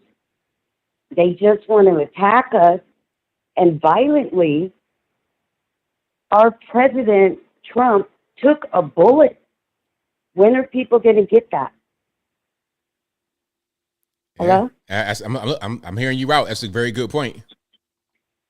Yeah, and so my whole point is, and I'm so glad for your show, because I'm trying to watch more and more podcasts and spread the word. There's a lady named Carol Swain. She's a political scientist. She was a Democrat, then an independent, then she became Republican. And she won the Pulitzer Prize along with many other awards. She happens to be a black woman. And she is smart as a whip. And if that's what people need to listen to what's going on with the Democratic Party, is a political scientist, plus Judge Joe Brown, who's very intelligent, then do their homework. Don't vote if you don't have the facts, is my opinion. Because you're ruining our country with your votes. The illegal immigration people, they're trying to get them to vote. As a naturalized citizen, at 2 years old, I was brought over here to an American military family to be adopted. I am very against illegals. I am very against anybody coming over here and you don't learn the national melting pot language, which is English. You don't learn the Declaration of Independence, the Constitution, the amendments, anything, and you sit here and you blurt out stupidity to people, and it just irritates me. If you want to be an American, be an American. Don't flag another flag in our country. Don't tell Americans that you hate Americans and you're for some, what's that called? Palestine? You're for Palestine. It's an entity. It's not even a place, right? Am I right? That can be debated. Okay, it could be debated, but it's okay. Well, I looked it up on the map. It's the Arabs. Basically, it's the Arabs, and they named an entity and they call it Palestine. There is no actual place geographically that is Palestine. I've done my homework, and these people over here, I mean, it makes no sense. We have Americans here that are screaming terrorism, that are screaming against one of our longest living allies, right. Jerusalem, one of our longest living, and we even have Jews against Jewish people. That's how disgusting this is getting. It's getting disgusting. Jewish Democrats even. And I'm not a racist at all. I equally can't stand stupidity in anybody. Right, I hear you, but I don't mean to cut you off, but I got a couple more calls I want to get to before I get to Tim Walt. So thank you for your call. Definitely appreciate you. Thank you. Thank you. Bye-bye. All right, shout out to the caller. Call speaker 2757. Yeah, Mr. Logan, Chesapeake Bob here. How you doing? It's all good, man. What's going on? It's been a little while since I talked to you. I was just sitting here listening to your stream, and Ivan be explaining stuff and just heckled my feathers. As normal, he's right about certain things and wrong about a lot of things. But yes, Trump did torpedo that bill. He quietly called some senators and said, torpedo it. And this is why. It was not because Trump wanted to make it, a running issue, a policy issue. Buried within that bill that they don't tell you about, and that Ivan didn't tell you about, was the fact that they would close the border, but they would only do it after they let 5,000 people in each day. That's why he said it. That's why he did it. And nobody tells you that. And I just wanted to make sure you understood that, and the rest of the stream understood that. They don't always tell you the truth. Well, there it is. So I just wanted to call and let you know. Thank you for taking my call. I know you're in overtime right now, and I appreciate all your streams. And you have a nice evening, sir. Thank you for the call. Definitely appreciate you. Bye-bye. All right. Shout out to my man for the call. Most certainly appreciate him. And we're here overtime. We're waiting for. Then now they got Amy Klobuchar up there. And I think Tim Waltz, I don't know when he's going to come out. Let's go to 717. You're on the line. Who am I speaking to? Hey, ABL, it's Brian, man. How you doing, sir? Oh, well, how about yourself? Doing well, sir. Thank you. So I wanted to call in. I just had two questions. So Kamala Harris, she is Indian and Jamaican.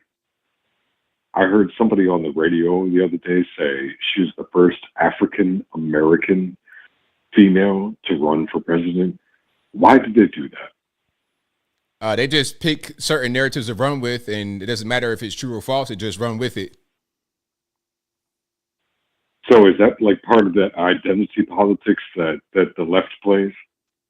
Yeah, that's what they do all the time. It's all about race because she's running on the campaign of, okay, this is a black woman, first black woman, this, that, and the third. It's all about just trying to fit that. That's all it is. It doesn't matter if it's true or false. They're going to just do it because they think it'll work for them. I agree with you, sir. I like that. Now, my second question for you is at the DNC, all they have been saying is that the country needs to be fixed because of Trump. Why do they act like they have not been in charge for the last 4 years and destroyed this country? They act like Trump has been president for the last 4 years and they had nothing to do with it. And that's why gas prices and food prices are so high. Why the hell do they do that? I don't understand. Well, I mean, it's easy to a lot of people to tell them that you're going to be the savior, the fix to their problems. It doesn't even matter if you're in office right now. They'll say, hey, vote for me again and I'll fix everything. Although I'm in office right now and it hasn't been fixed. But people, again, it goes back to what I was saying about they play on the ignorance of the people. They want us to be ignorant, uneducated, so then they could just come say things like that don't make any sense. But we're so uneducated, we're not going to recognize that it doesn't make any sense.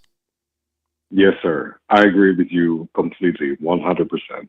Thank you, sir. I appreciate you taking my call, ABL. Love your show, man. Love what you do. Love all the people here. Thank you, sir. Thank you for the call. Appreciate it. Yes, sir. All right. Great call. Shout out to him. Let's keep on going. Let's go to 445. You're on the line. Who am I speaking to? All right. 445 said, nah, I got cold feet. We ain't going to do it. So, yeah, shout out to whoever that was. Okay. Over here on the DNC, we got Amy Klobuchar. Okay. There go 445. Come back. 445. Hello. Hello, 445. Going once, going twice. All right, 445. Let's get it together, man. Put some minutes on that bomber phone. Let's get rocking and rolling.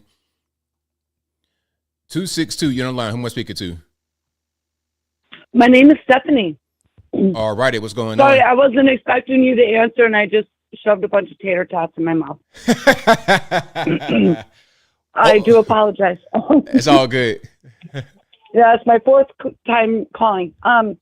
So I know that you can't really answer this question, but I think it's an important question that a lot of people should really think about and address in the future. They talk about how, you know, these states have had to go to the Supreme Court to get voter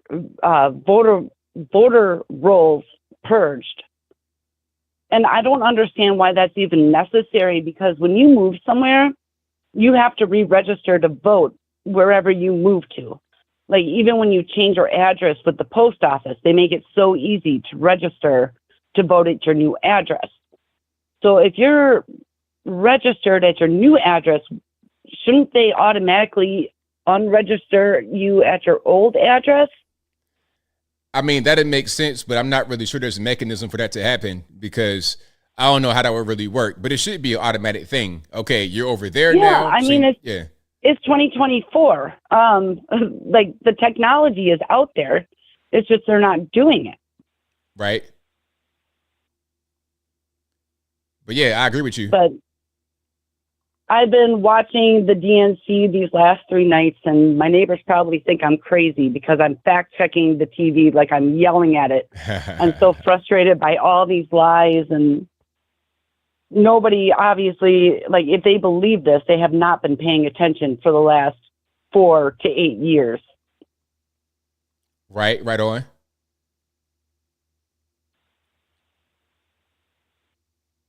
I work for a family business that is actually pretty politically involved as far as whether we get a lot of customers or not. And I can tell you that when Trump is in office and things are going good, it's not really great for our business. But we're all still voting for President Trump because it's more important than our small family business. It's more important to us that our children have a future. The way that the world is going right now is just, it's terrifying. With the schools being indoctrinated, and I think even my daughter has kind of fallen into this trend of the LGBTQ, and I don't know how to talk to her. I don't want to judge her. Obviously, she's a teenager, so she's got a mind of her own. But it's scary. As a parent, you don't know what to do or even how to talk to her without her being offended by anything I might say.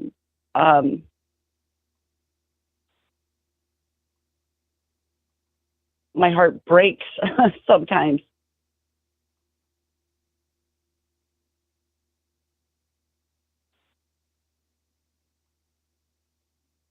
You there, caller? Yeah, I'm here. All right. So, I thank you for the call. I most certainly appreciate you. Yeah. Thank you for everything that you do. I've been watching your streams every night while I'm yelling at my TV. But yeah, thank you. Thank you for the call. I appreciate you. Yep, bye. All right. Shout out to the caller. Okay. I think this might be Tim Waltz coming up here. There were just 24 students in his graduating class. Yeah, okay, there we go. Let's go ahead and go to Tim Waltz. I'm gonna take one more phone call, then we're gonna get to Timmy. Timmy. All right, let's go. Can Skype even work? Skype is not even working. It's like, nah, sir, we're gonna go ahead and just. All right, let's just try one more. 405, you're on the line. Who am I speaking to? Oh, this is Kev Stutters, man. What's up, ABL? It's all good, man. What's going on? I'm good. Yo, listen, I just want to say this, man.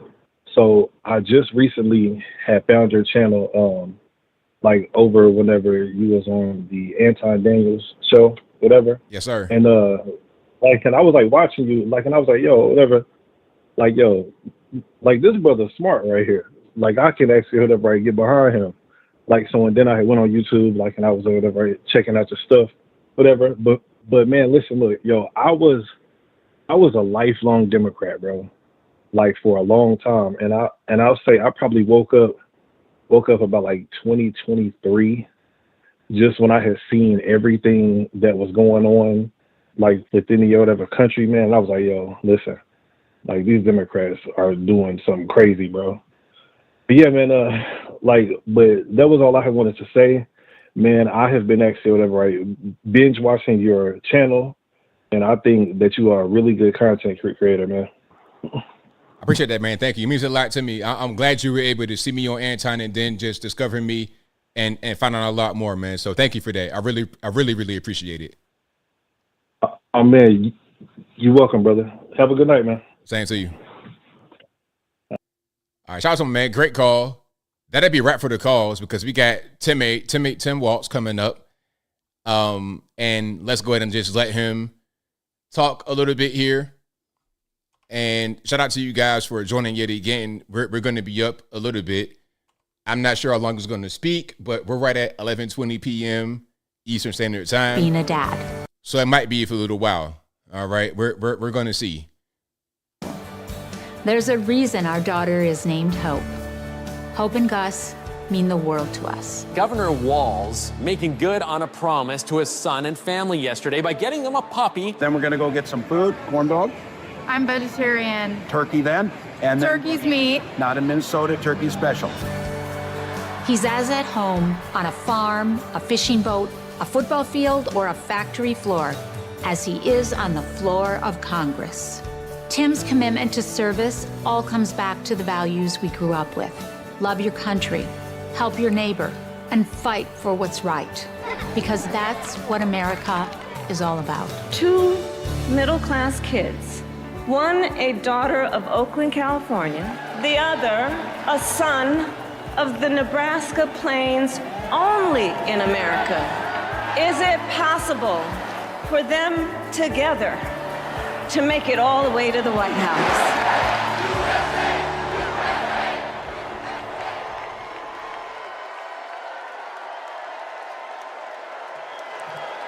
Please welcome the Democratic nominee for Vice President, Governor Tim Walz.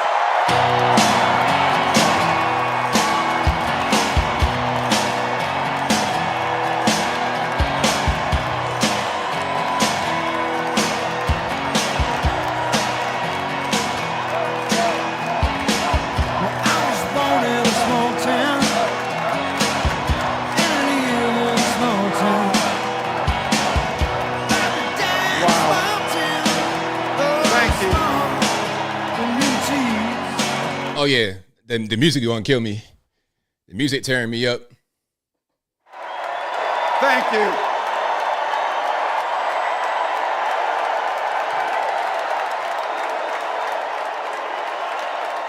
Thank you.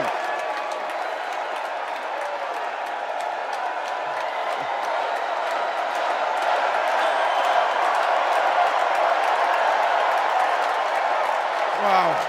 Well, thank you. Thank you, first of all, to Vice President Harris.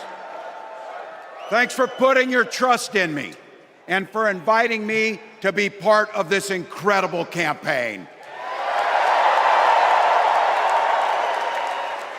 And a thank you to President Joe Biden for 4 years of strong, historic leadership.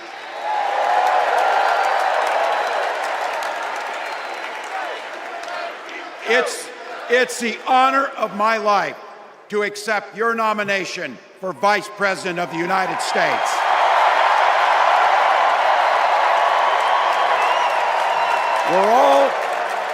We're all here tonight for one beautiful, simple reason. We love this country.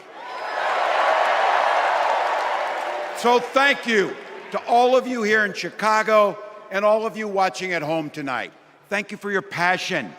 Thank you for your determination. And most of all, thank you for bringing the joy to this fight. There go that word again, joy.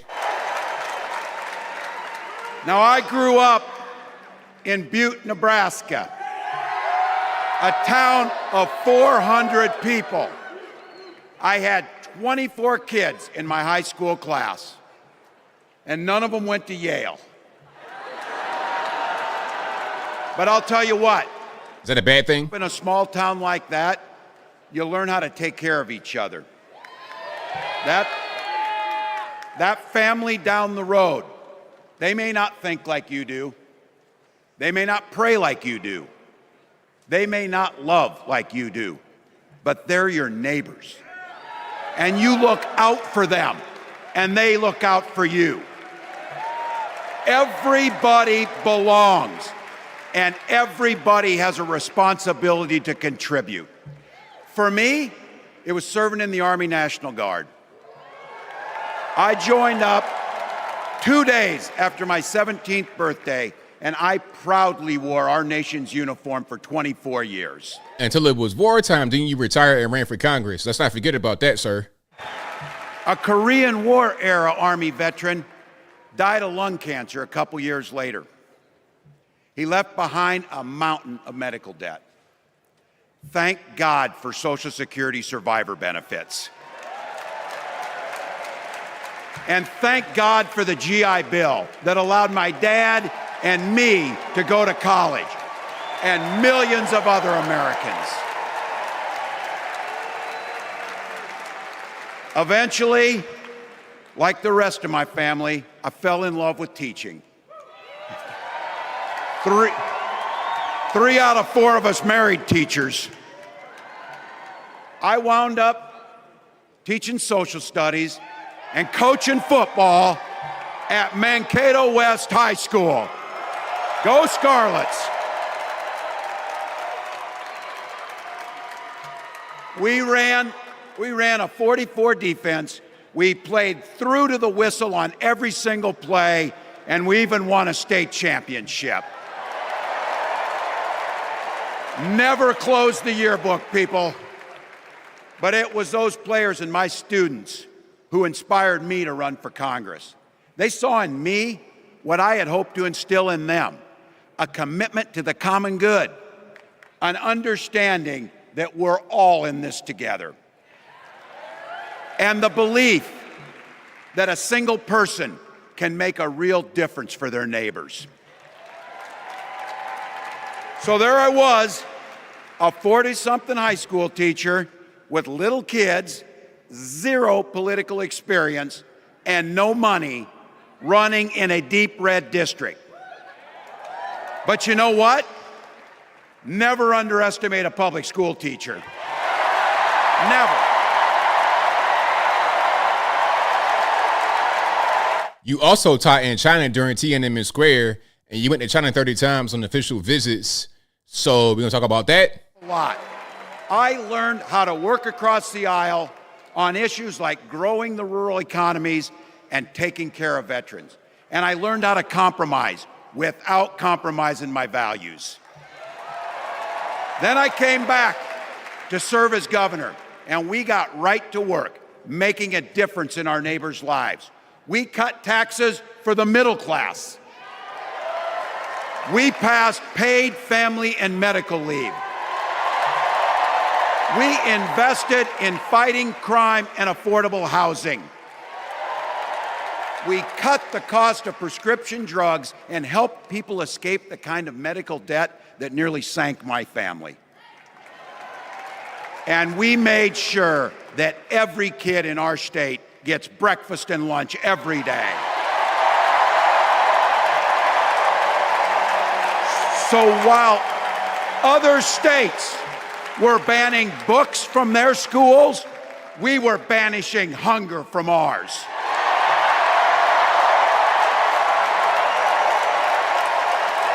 We also protected reproductive freedom because in Minnesota, we respect our neighbors and the personal choices they make. And even if we wouldn't make those same choices for ourselves, we've got a golden rule. Mind your own damn business.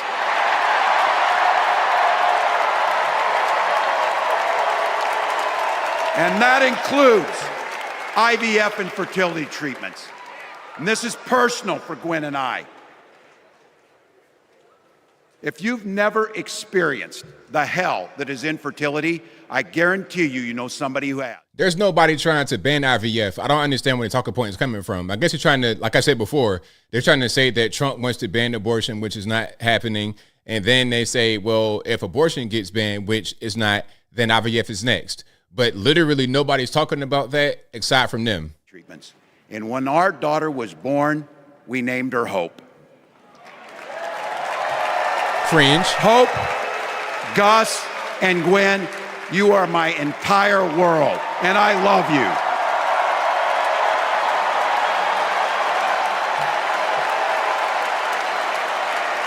I'm letting you in on how we started a family because this is a big part about what this election is about. Freedom. When Republicans use the word freedom, they mean that the government should be free to invade your doctor's office. Corporations free to pollute your air and water. And banks free to take advantage of customers. But when we Democrats talk about freedom, we mean the freedom to make a better life for yourself and the people that you love. Deleting your babies? Freedom to make your own healthcare decision. Deleting your baby? And yeah, your kid's freedom to go to school without worrying about being shot dead in the hall. You can't guarantee nothing like that, can you? Because people are always going to be crazy in this country. I know guns. I'm a veteran. I'm a hunter. And I was a better shot than most Republicans in Congress, and I got the trophies to prove it. Well, why you ain't go overseas and get that shooting skill to use? But I'm also a dad. I believe in the Second Amendment, but I also believe our first responsibility is to keep our kids safe.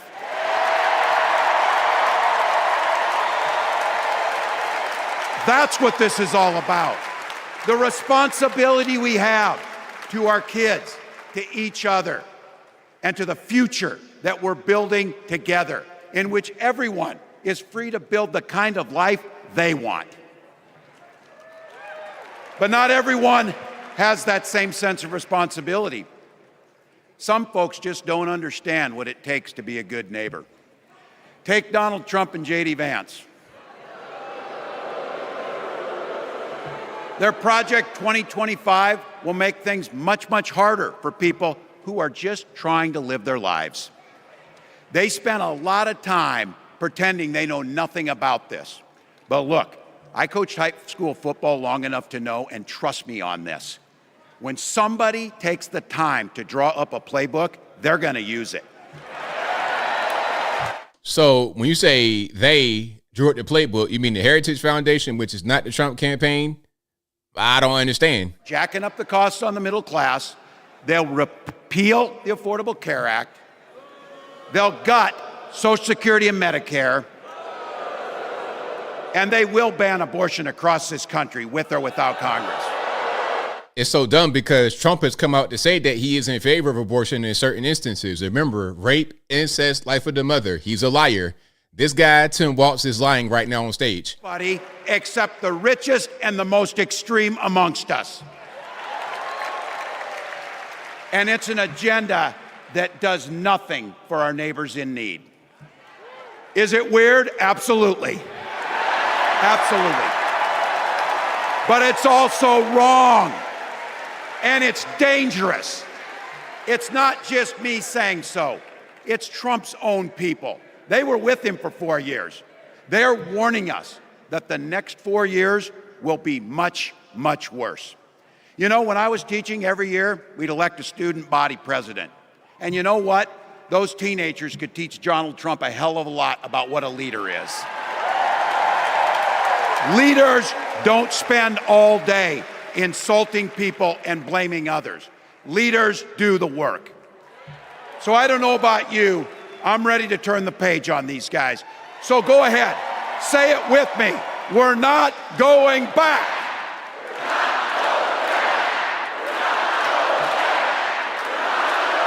We've got something better to offer the American people.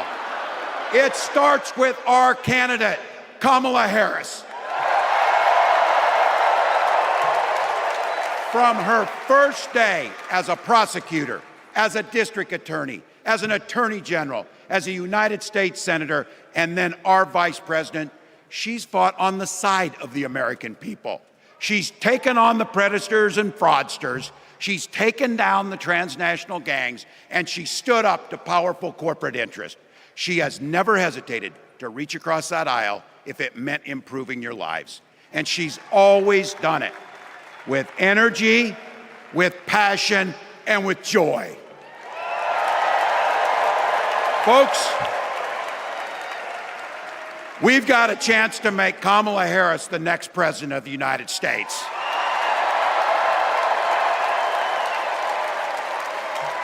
But I think we owe it to the American people to tell them exactly what she'd do as president before we ask them for their votes. So here, this is the part, clip and save it and send it to your undecided relatives so they know. It ain't gonna help at all. If you're a middle-class family or a family trying to get into the middle class, Kamala Harris is gonna cut your taxes. If you're getting squeezed by prescription drug prices, Kamala Harris is gonna take on Big Pharma. If you're hoping to buy a home, Kamala Harris is gonna help make it more affordable. And no matter who you are, Kamala Harris is going to stand up and fight for your freedom to live the life that you want to lead. Because that's what we want for ourselves, and it's what we want for our neighbors. You know, you might not know it, but I haven't given a lot of big speeches like this. But I have given a lot of pep talks. So let me finish with this, team. It's the fourth quarter. We're down a field goal, but we're on offense and we've got the ball. We're driving down the field. And boy, do we have the right team. Kamala Harris is tough. Kamala Harris is experienced, and Kamala Harris is ready. Our job for everyone watching is to get in the trenches and do the blocking and tackling. 1 inch at a time, 1 yard at a time, 1 phone call at a time, 1 door knock at a time, 1 $5 donation at a time.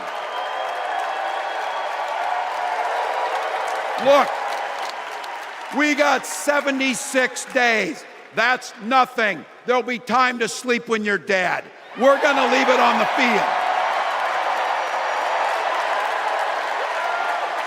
That's how we'll keep moving forward. That's how we'll turn the page on Donald Trump. That's how we'll build a country where workers come first. Healthcare and housing are human rights. And the government stays the hell out of your bedroom.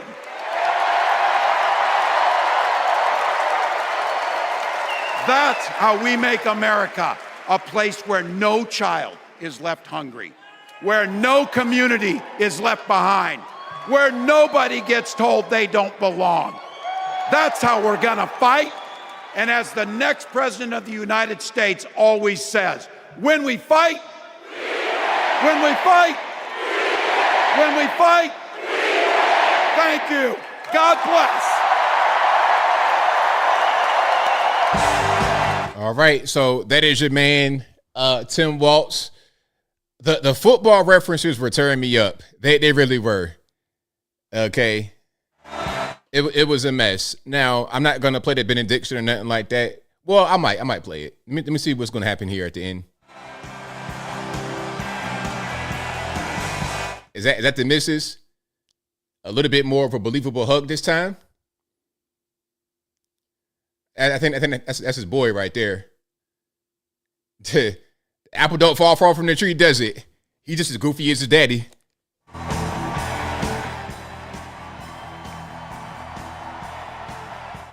He has pretty young kids to be 60. He has pretty young kids. Because that's like my parents' age in the 60s.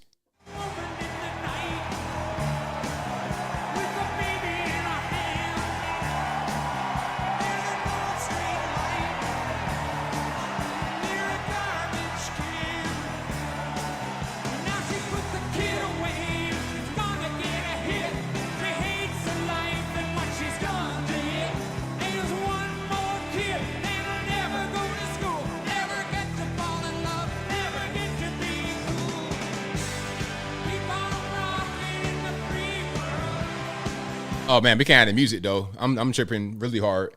Okay, let's not play that. I think I have a moment from this boy when the boy start busting out crying. Yeah, I do have that. Let's play that right quick, and then if I need to play anything else, I will. But I think that might be a wrap. Okay, so here's the boy. Hold on, let's get the sound right. Let me get it together over here. Okay, let me get it together. There we go. All right. So his son had introduced him, and here he is shedding a few tears. Turn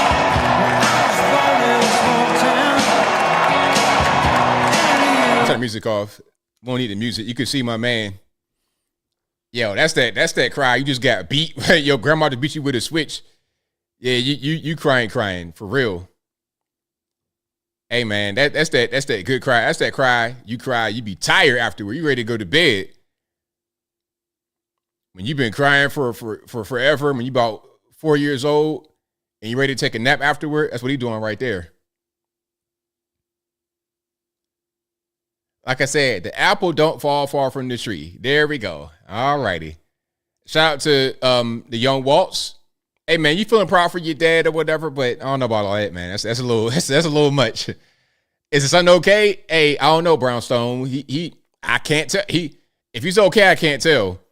Because that face right there, the breathing heavy, eyes squinting, good grief. Hey, I remember those days being a little boy crying heavy. Chest and everything heaving up. It's a lot. But yeah, shout out to him. Let me see if there's anything else I need to show here. All right, let me see. It ain't too much. I think that's pretty much a wrap. I ain't gonna show the convocation, the commencement or whatever they call it. I ain't gonna show that part. I'm gonna just go ahead and just leave that alone. All right, and then let's read some super chats and wrap it on up, put the bow on top. But shout out to you guys again. You guys are the best audience anywhere on these interwebs. If you like what you heard tonight, if you enjoyed the show, please give the video a thumbs up. If you've not done so already, like the video, share the video, do all that good stuff. That'll help me out tremendously. I'll be back live on Saturday. Same bat time, same bat place, 8 p.m. Eastern time to right around right now, 11 p.m. Well, it's 11:42, but you understand what I'm saying. 8 to 11 on Saturday. And of course, I'm back tomorrow. We're back tomorrow because we have Kamala giving their acceptance speech. Now, that is going to be a very, very interesting speech. And I may do a follow-up of this whole situation, a little recap of day 3 tomorrow, potentially. And I got a few more topics. I'm going to do that Aurora, Colorado migrant gang takeover. I'm going to do that video tomorrow as well and source the original video that I showed.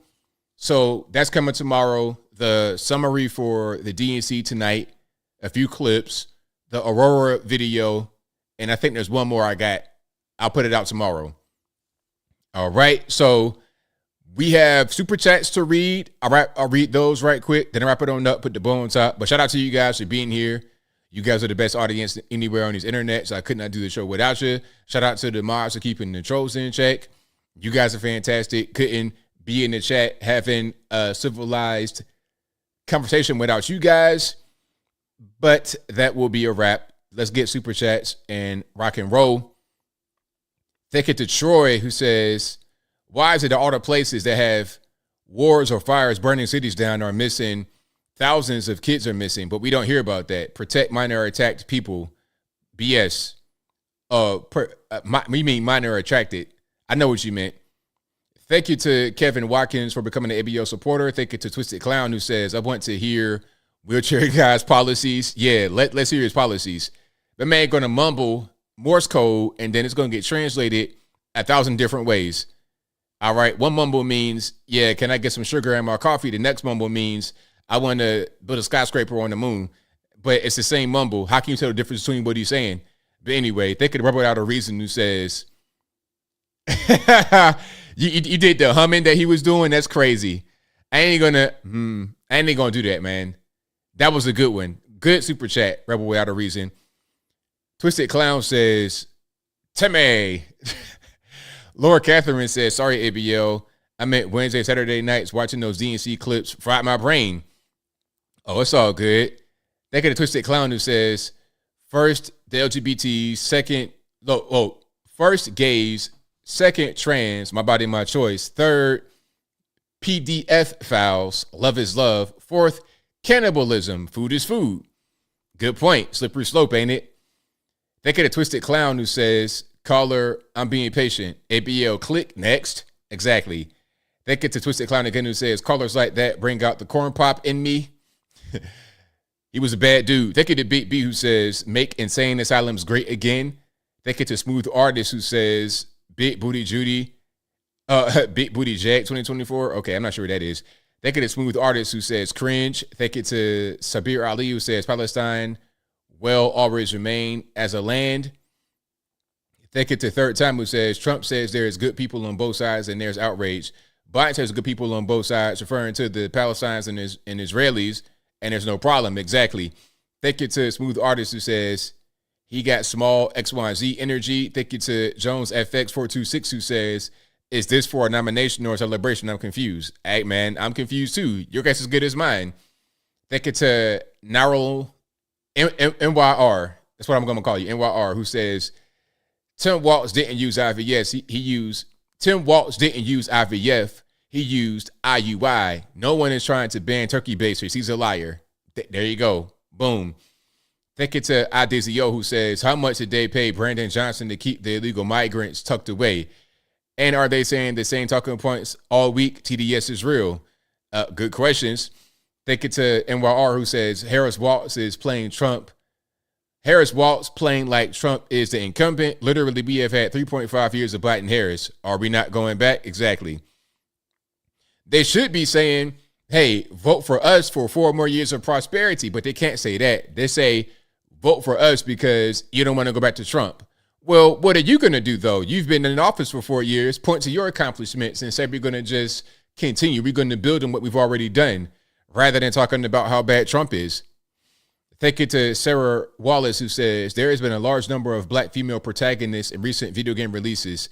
Do you think it's part of a plan to get people comfortable with black women leadership ahead of Kamala running? That's actually a really good question.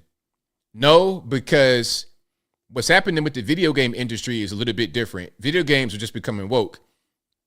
And also it's a way to generate some attention. So if you're able to have a black female protagonist in a video game and that gets a lot of attention, it could be considered positive press. But then there's also a lot of video gamers, game developers who are working in woke environments. It's just like what's happening with ESPN. It's the same thing. Any kind of media, entertainment conglomerate is taken over by wokesters. So you may want to do X, Y, and Z, but the guys that got the big money who will sponsor these video games, and by the way, video games, multi-billion-dollar industry. The video game industry in 2022 made, I think, $175 billion, which is more than double the international film industry. Again, video games, the international video game industry made, I think, $175 billion in 2022, which is more than double the international film industry. So we're talking about big money. So when the developer gets $200 million to make a game, they're going to put certain things in there that's part of a narrative, which enabled them to get the funding to begin with. You see how that works? That's all. Some of the smaller studios don't do stuff like that because they're not so dependent upon the big people that have all the money. Warner Brothers and whatnot, they got all this, Sony to a certain extent as well. They got so much money, they can just do whatever they want at a certain point. They could have Twisted Clown who says, hell is a team. Heck of a team of PDF files, trans, and poor wheelchair guy. Think it to TJ Jizzle who says, mind your own business, quote unquote, from a governor who created a COVID snitch line for residents to report their neighbors for not wearing masks. Shame. Exactly. Right on. Very good point. Think it to Noel Garcia who says, I need one of those cries. But I'm 37 years old and anybody got time for that? Exactly. Anybody got time for that? Man, I got this great hair in my beard, man. Imagine me with a whole great beard in the middle of Publix, breaking down crying. Anybody got time for that, man? They're going to try to call the police talking about you having a mental health episode. Get this old man locked up, put him in the paddy wagon. Anybody got time for that? Thank you to Austin who says, not much. Just wanted to say good job. Thank you for that. Thank you to Altush Callahan. And I know I tore your name to pieces, but I'm sorry. Thank you for your super chat. Thank you to Brandy for the cat waving emoji saying bye-bye super chat. I appreciate you for the super chat, Brandy. But that will be a wrap for me. I'll be back again tomorrow streaming. We have Kamala giving her acceptance speech. I'm not sure they're going to roll out this time. They had Slick Willie, Oprah, everybody tonight. So who are they going to bring out next?